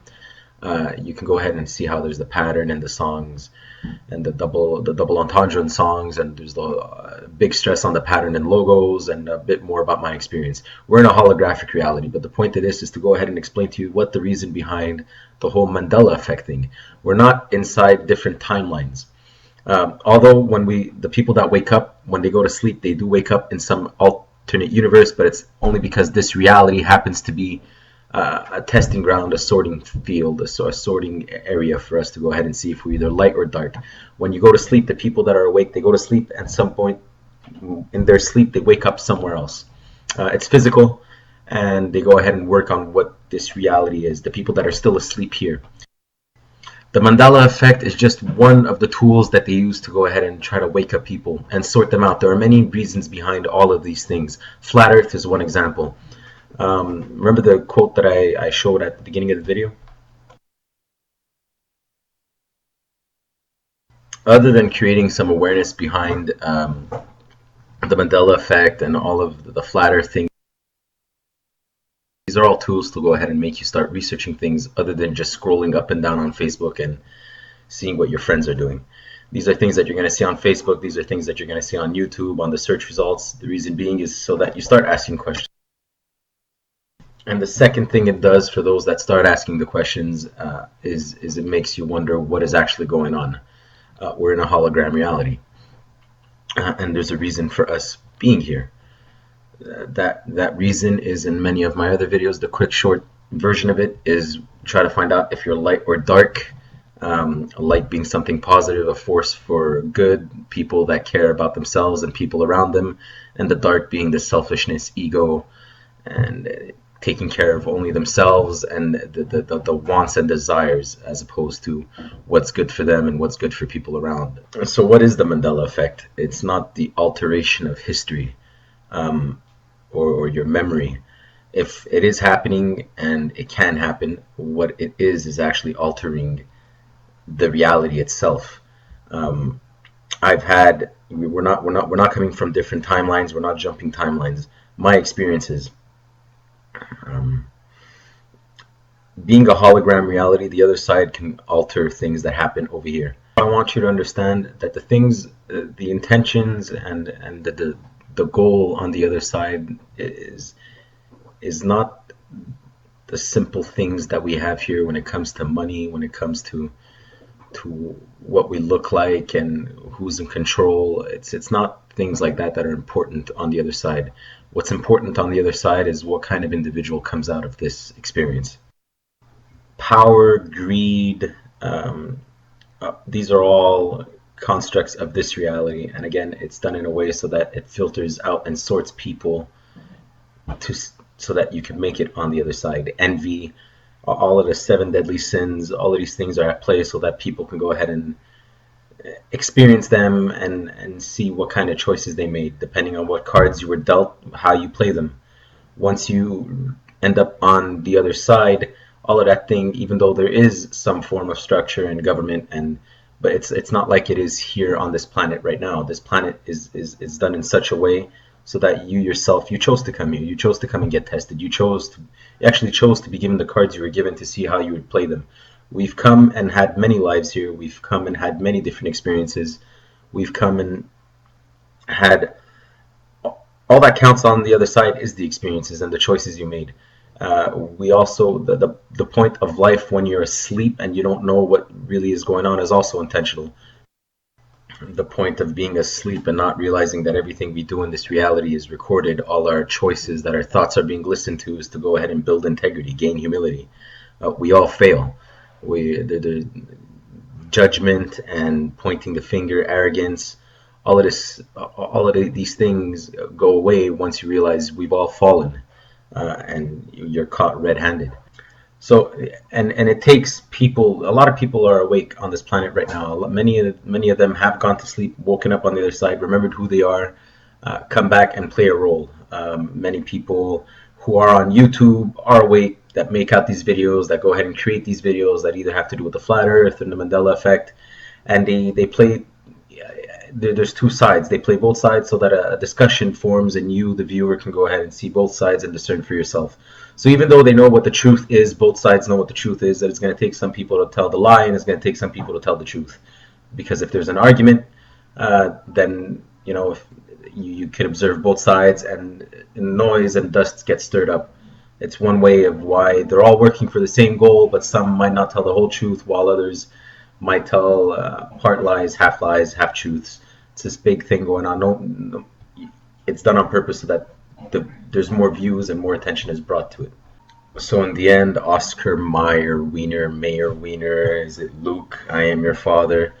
And does it really matter? I guess if you come to the conclusion that we're in a hologram reality, then yeah, it does matter. Other than that, it doesn't really matter. Just like the flat earth thing. Is the world flat? Is it round? It doesn't really matter unless you can come to the conclusion that, hey, there's something going on in this reality. Are you the person that goes on that video? Are you the person that goes on this other video? Are you the person that wakes up because you're making all the correct choices when it comes to taking care of yourself and taking care of the people around you? Many different ways of all coming to the same goal, different hooks for different kinds of fish. People have to wake up And in the end, the flat Earth, the holographic, the flat Earth or the Mandela effect, just a few examples of how, as collectively, we could all wake up and realize that we're in a holographic reality. And once that truth comes out, then why are we here? And then all the other games that we play when it comes to the individuals who are awake and have to come here to go ahead and test those that are asleep, all those games could go ahead and stop, because after that the truth can come out from within and people can go and talk about the more important things in life, which is the spiritual awakening, understanding how to treat yourself and treat people around you, that integrity thing. Everything's recorded. So instead of lying and manipulating and all of these things that are just negative for society that should go ahead and advance together, we're very, as a human, you think you're the only person inside your head. You know how many lies I've told, and after my little experience and realizing what is going on, I completely changed.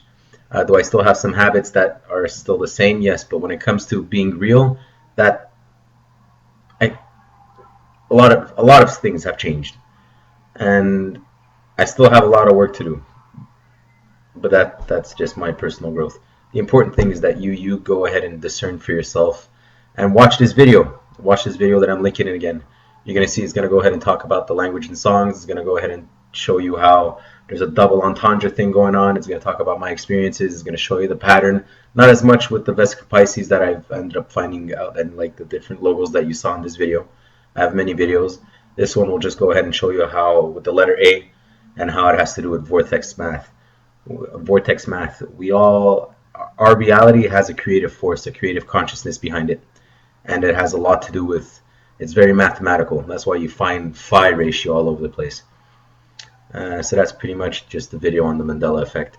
It's not changing timelines or altering the past in any way. It's you're altering the reality, this reality. Quick example of how you have a blue chair, you have a red chair, and all of a sudden you wake up one morning and the chair is blue. To your memory, the chair was always red. But you went to bed one day, woke up the next day, saw that it was blue, and your memory is like, wasn't that chair always red? And what ended up happening was somebody on the other side went ahead and copy pasted or did their little magic thing, because this being a hologram reality, made the chair blue. You start asking questions and you ask yourself, did I buy a blue chair? Very quick example of what the Mandela effect is, but on a one-on-one scale as opposed to a global scale. That's pretty much it. That's what the Mandela effect is. Have a nice day.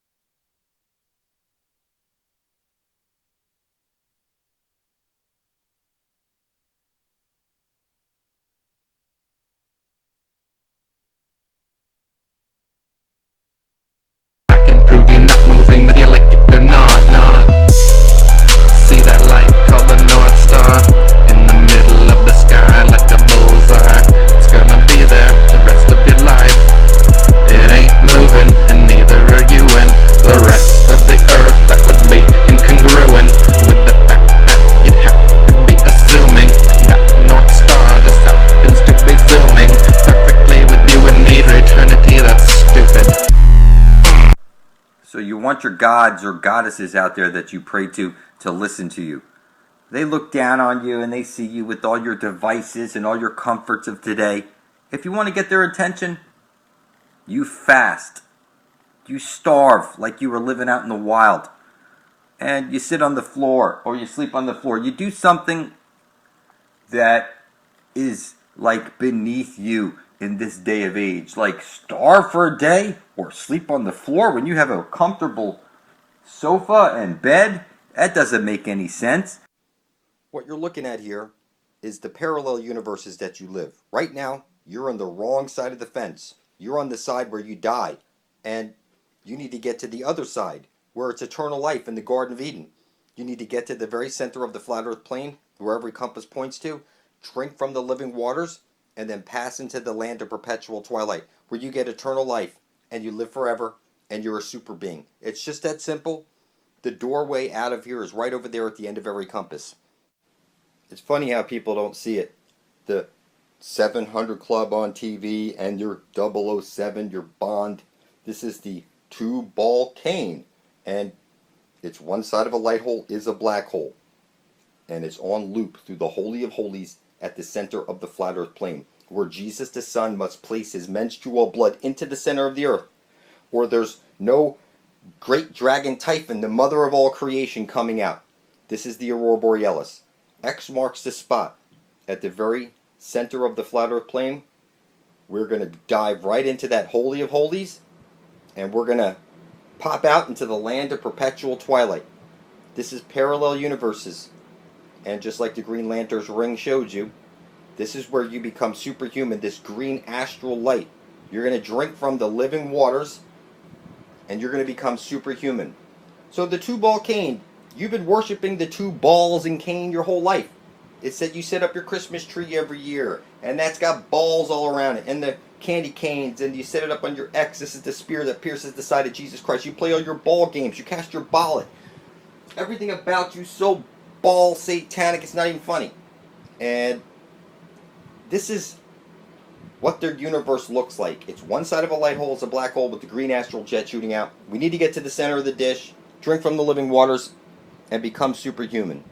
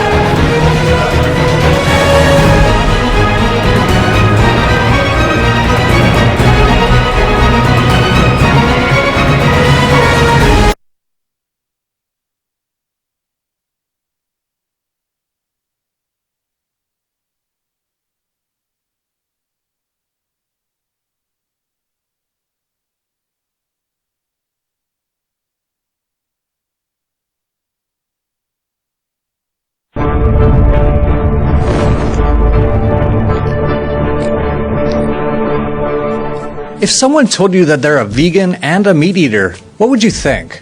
Aside from looking for hidden cameras or waiting for a punchline, if it turned out the person was quite serious, most people would dismiss them as being a complete idiot.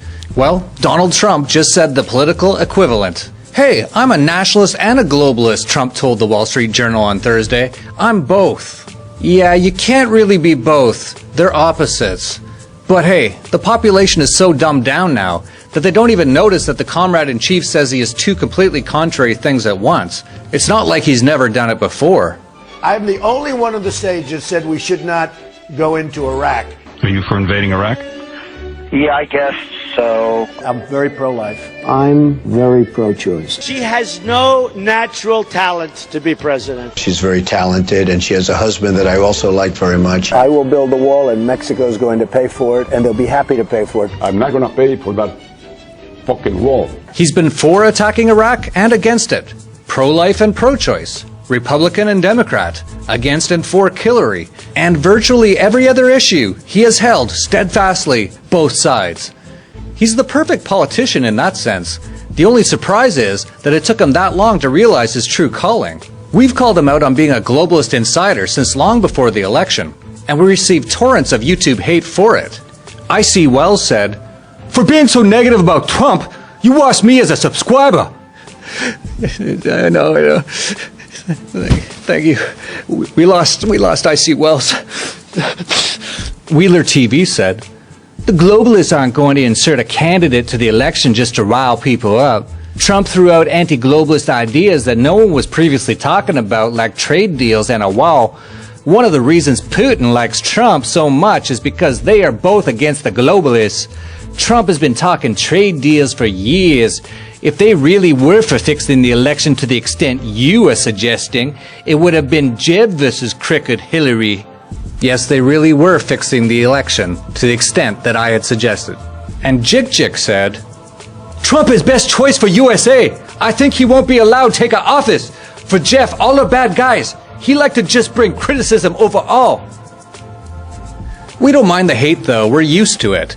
Most people can't handle the truth.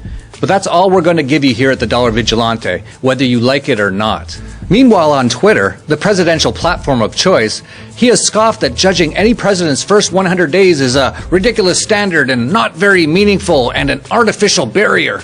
But since you brought it up, Trump said, no administration has accomplished more in the first 90 days than his. And yes, he has accomplished a lot. Well, sort of. He hasn't put Hillary in jail. He's backed off the border wall. He's bombed Syria and gotten the U.S. nearly into World War III. He's defended Obamacare from being rescinded. He's backed NAFTA. He has commended the Federal Reserve for doing a good job. And he has waffled on his Paris Climate Accord position. He accomplished the exact opposite of what he said he would do before the election. But what else do you expect from Donald Trump? Everything he has done so far is no different from what Hillary Clinton said she would do. The only difference is his tax plan, which will take years to implement if it ever makes it through Congress, which it won't. It was, after all, a one-page memo to change a tax code that hasn't been altered since 1986. It's not actually going to happen. It's all just for show. And trying to reduce taxes while not reducing the deficit is just switching who gets robbed. It is, in effect, the equivalent of switching around the chairs on the deck of the Titanic. Instead of corporations being taxed, which passes on the tax to the consumer anyway, he would tax everyone through the inflation required to print money to pay for the growing debt. It would actually be much worse for the average guy than it is now. But at least now, he finally admits he's a globalist, but also a nationalist. The cognitive dissonance is deep with this one. Trump doesn't have to worry about cognitive dissonance, though, because he is a sociopath who will say and do anything to get what he wants. And what he wants is power. And he's got it now thanks to all those who yet again fell for the lies. No president will ever give you freedom. You will only have freedom when you no longer want a president. It's called anarchism. And check out my podcast, the top anarchist podcast in the world, Anarchast, by subscribing right here. Or it's more vaguely called libertarianism.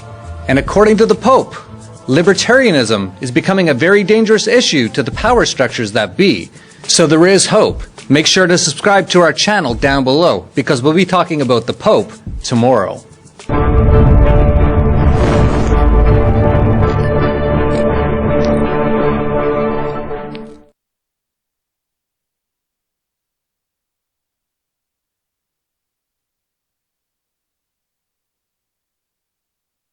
Same hotel?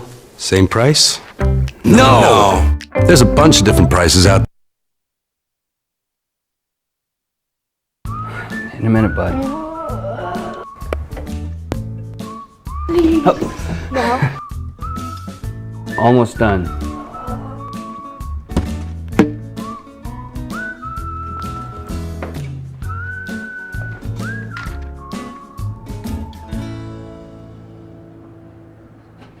Don't waste your life building a website. Bluehost makes it fast and easy.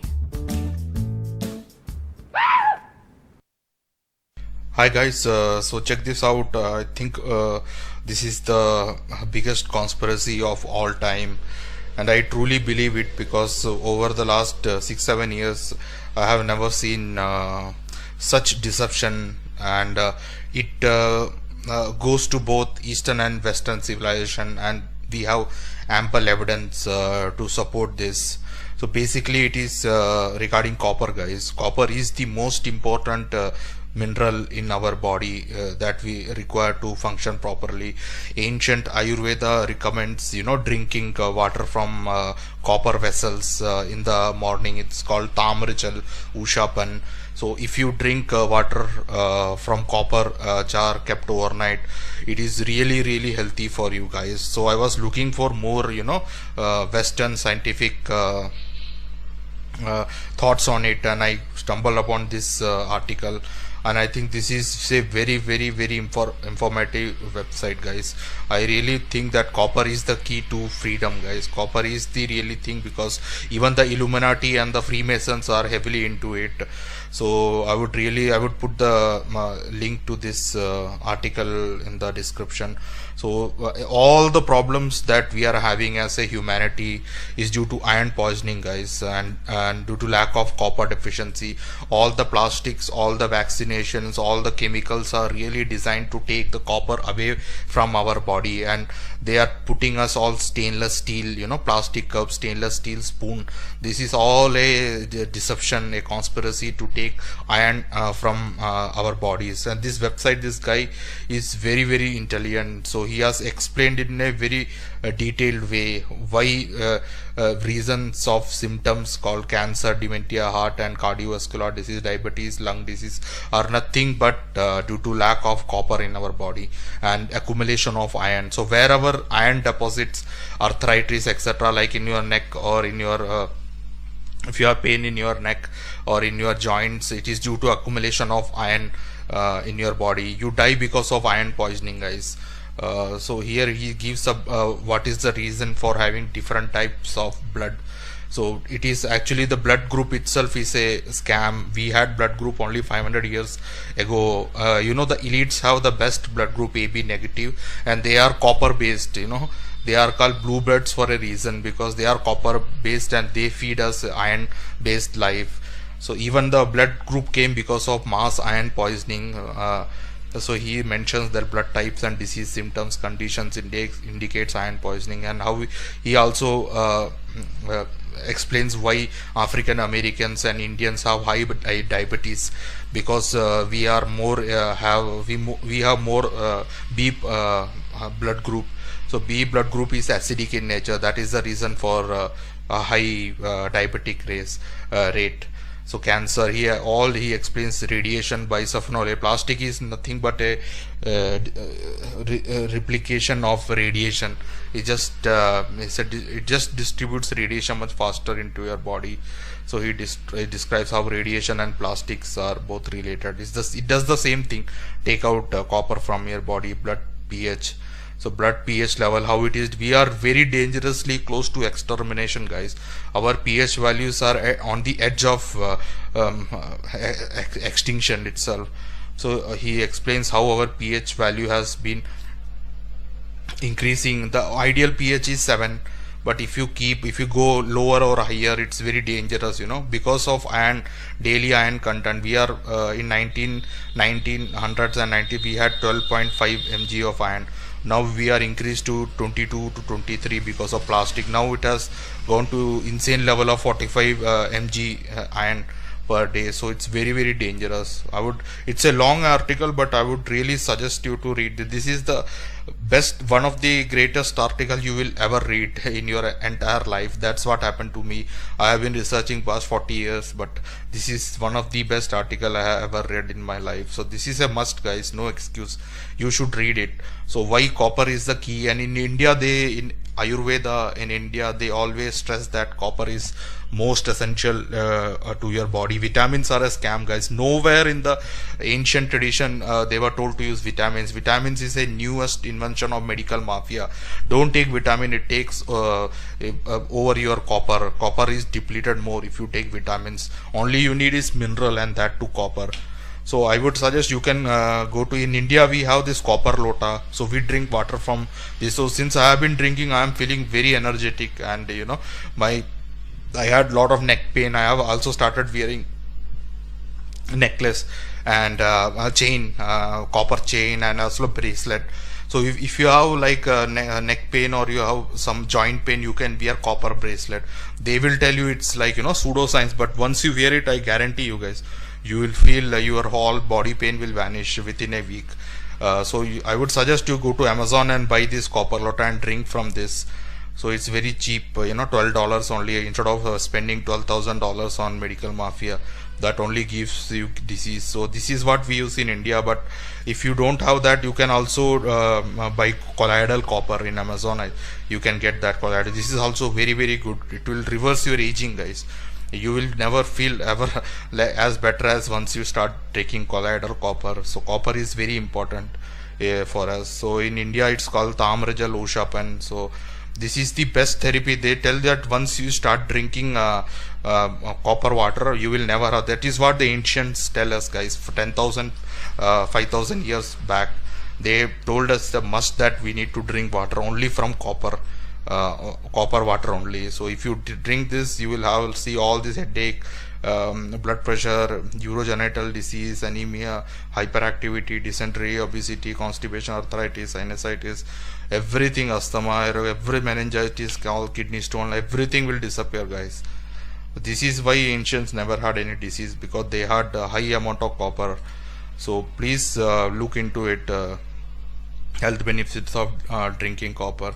And also regarding food, sesame seeds, it's also one of the sacred foods in India, sesame seed. So it has the highest copper content. So have a lot of sesame seed as well in your diet.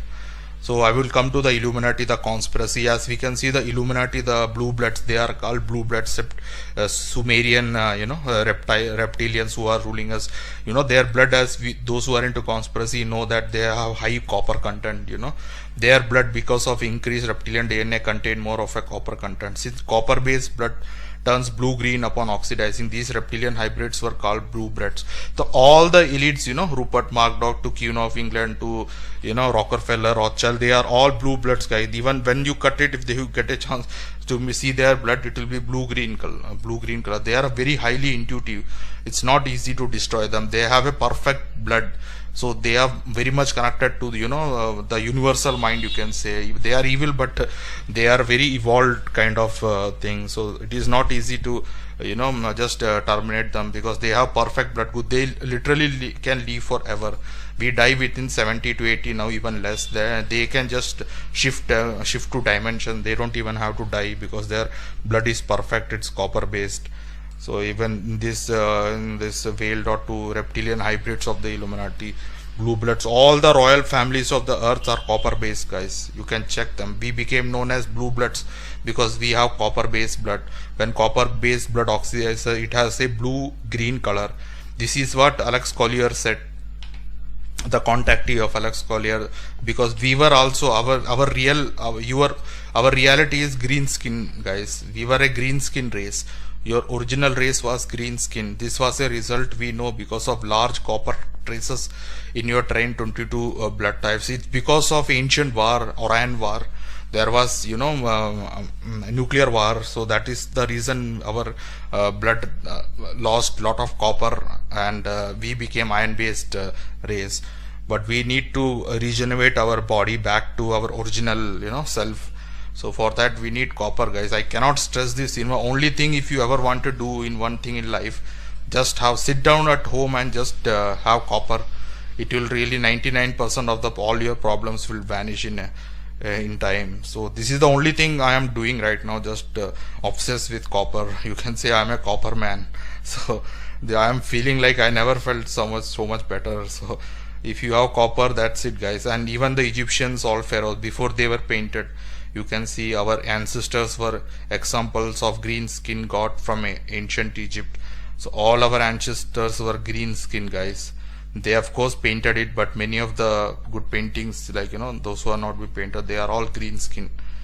And all Indian gods were also bluish green skin. Our ancients are all this color because of high copper content. As you can see, these Illuminati are totally into blue bloods, copper based. They don't want us to reach their level, guys. So they are feeding us poison. So I would really suggest you to look into this. I will post the link so that you can buy one of copper, or do more research or into colloidal. I think most people are taking colloidal silver, but colloidal silver is not important for us. It's called a copper, guys. Because as I said, this is the deal, copper content, reptilian DNA. Elites are totally into this thing. So yeah, guys, I will post a link. Please go through this also. This is, I can say I have read it 10 times already in this article. So yeah, guys, thanks.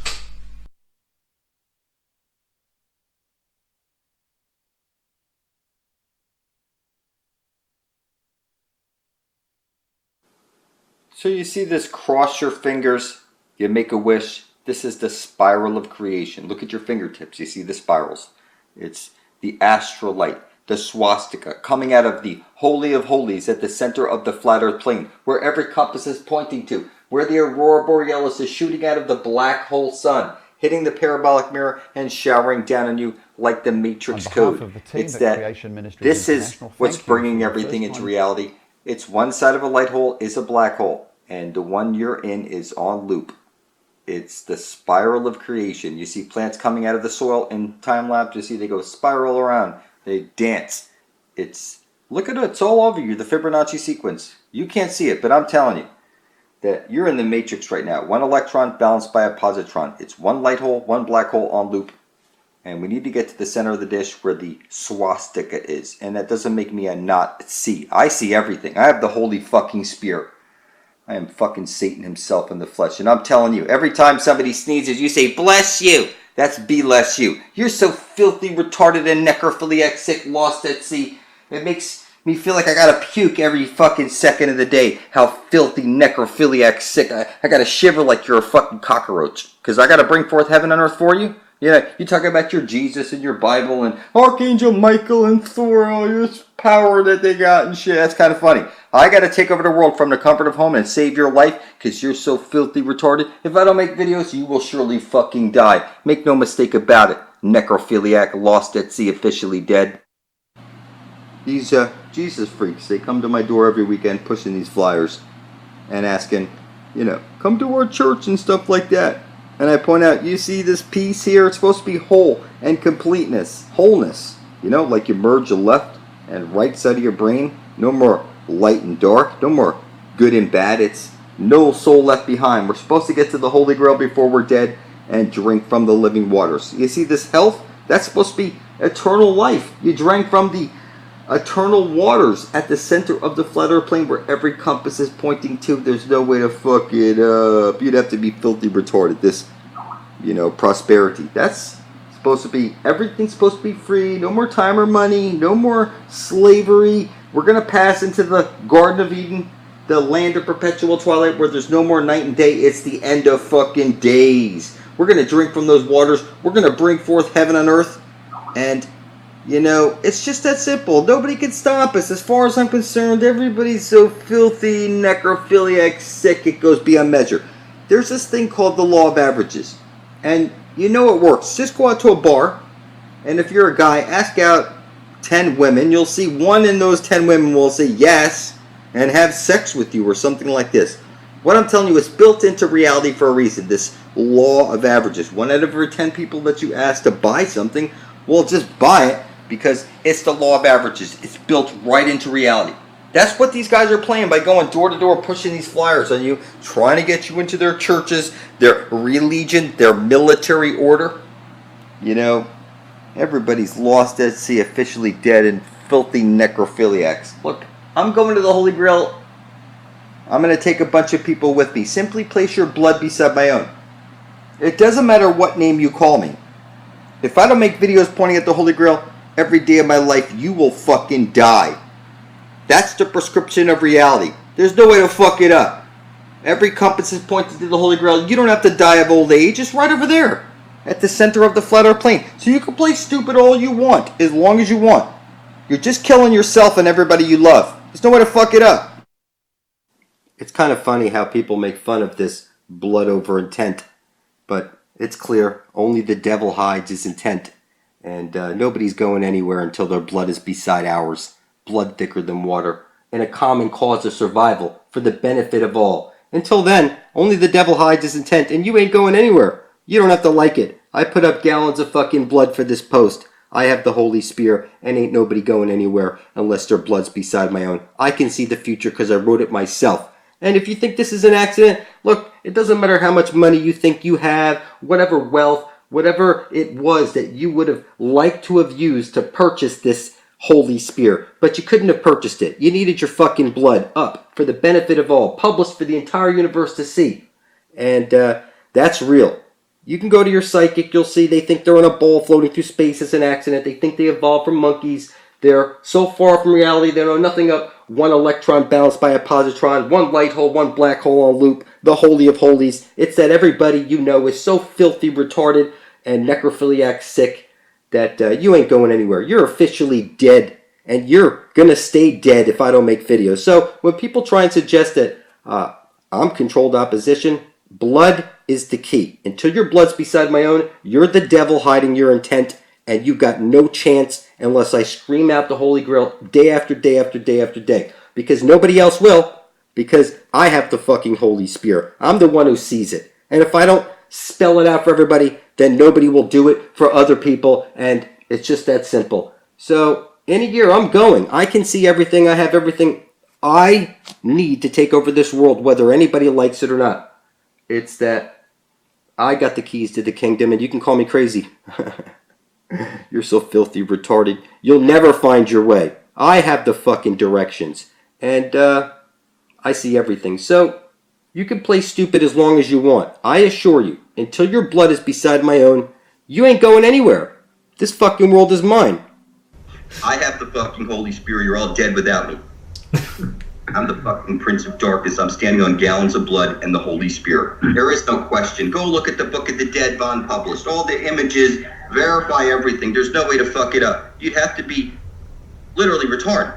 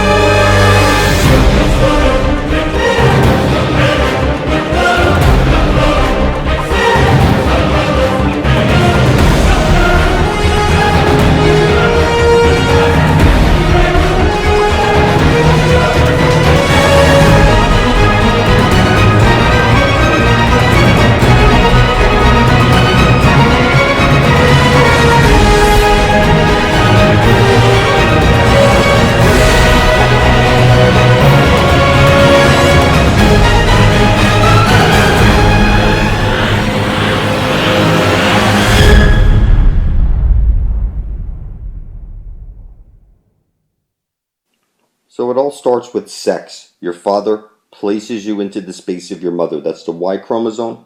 On the hexagram, that turns into a three-dimensional cube. Then your mother births you into time. That's the X chromosome. You spin that, it turns into a swastika. And you're birthed out of your mother's water onto the dock. And, you know, you have your first year that goes by and you have your birthday where you close your eyes, you make a wish, you focus on the black sun. You blow out the candle, you pull out the candle, you suck off the sweets. It's all pointing to the center of the dish, where you get your eternal life. It's all about holes and poles. The spirals, it's on everything, showing you the center of the flat earth plane, the engine of creation. You say, Amen. You bow your head in prayer to this black sun. You close your eyes, make a wish for the black sun, throw your coin in the wishing well, you blow on the dice. It said, you're so filthy, Luciferian, satanic. You have gold fever virus. You let people die over this worthless paper backed by your own stupidity. You have vampire virus. You're supposed to be a sun gazer superhuman, not supposed to be eating anything at all. And you have time virus. Time is only for the slaves to get to work on time, pay their taxes on time, get to school on time. It's crazy. You have monster virus. You're lost at sea, officially dead, legally. You have mortality virus, supposed to be drinking from the living waters at the center of the flat earth plane. You have shoe virus, you're disconnected from the earth. You have God virus, you place the power of creation outside of you. You have language virus, language is what the computer speaks. That's what you program computers with. And language is all magic spells. It all starts with the words. You know, you have an idea in your head and you need to drag it into this reality by writing it down, spilling your blood on it, publishing video proof of it, that you're a living being because you've been Borg assimilated. They took your soul off your foot of birth and now you're a filthy fucking necrophiliac lost at sea. You're a witch. Every word you speak is a magic spell. You're a spellcaster. You know, you see guys putting on wigs and dressing up as girls and then going out to clubs and shit like that. I think they call them queens or something like this. So if that's not magic, trying to pull a magic spell over somebody, just like women put on makeup and, you know, putting on slutty clothes or whatever, you know, I mean, I'm into that because, you know, I'm a guy. Seeing hot chicks in sexy clothes and all that, I'm not going to lie to you. But I can see through what's going on. Everything is magic. And I can see that they've been rubbing the center of the flat earth plane in your face since day one. And somehow you don't see it. But I see it because I have the Holy Spirit. Nobody has to like it. I'm bringing forth heaven on earth. And I got gallons of motherfucking blood on it. And that turns out to be the most powerful substance in the universe. It's called spiritual currency. And until you spill yours up and place it beside my own on YouTube, under the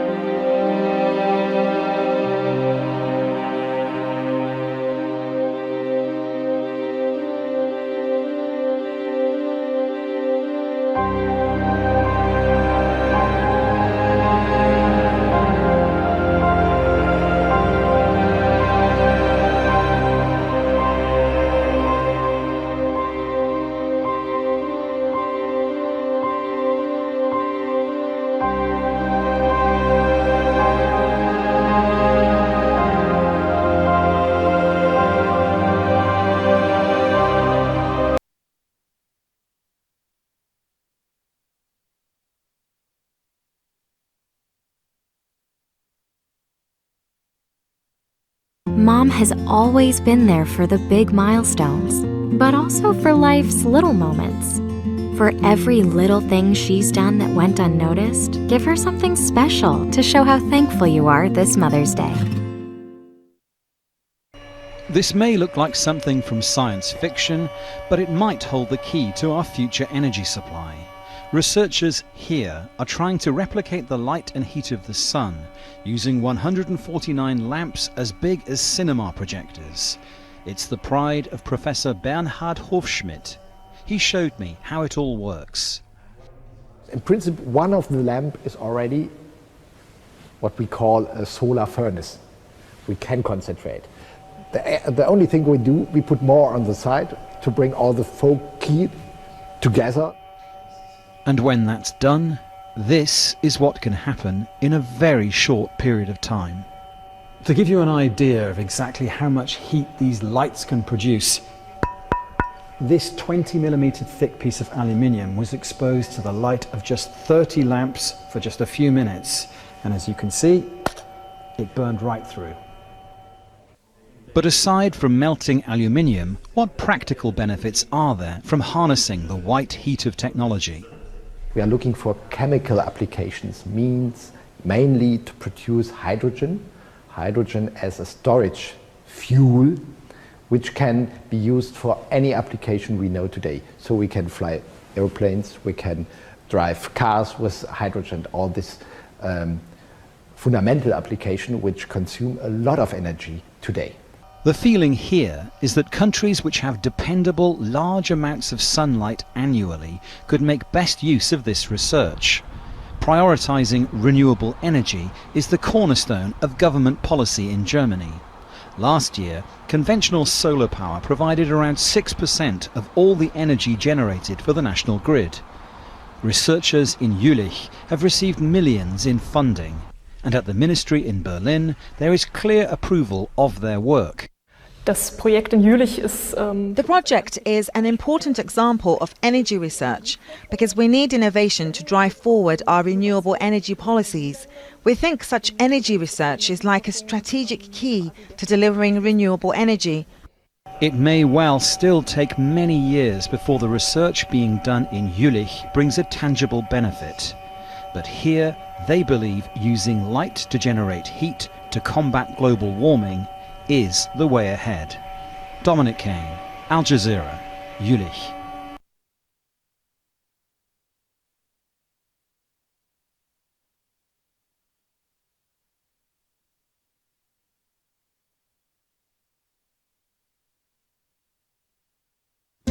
For all the late nights and early mornings, you know she's the greatest mom ever. Make this her best Mother's Day with 1-800-Flowers.com.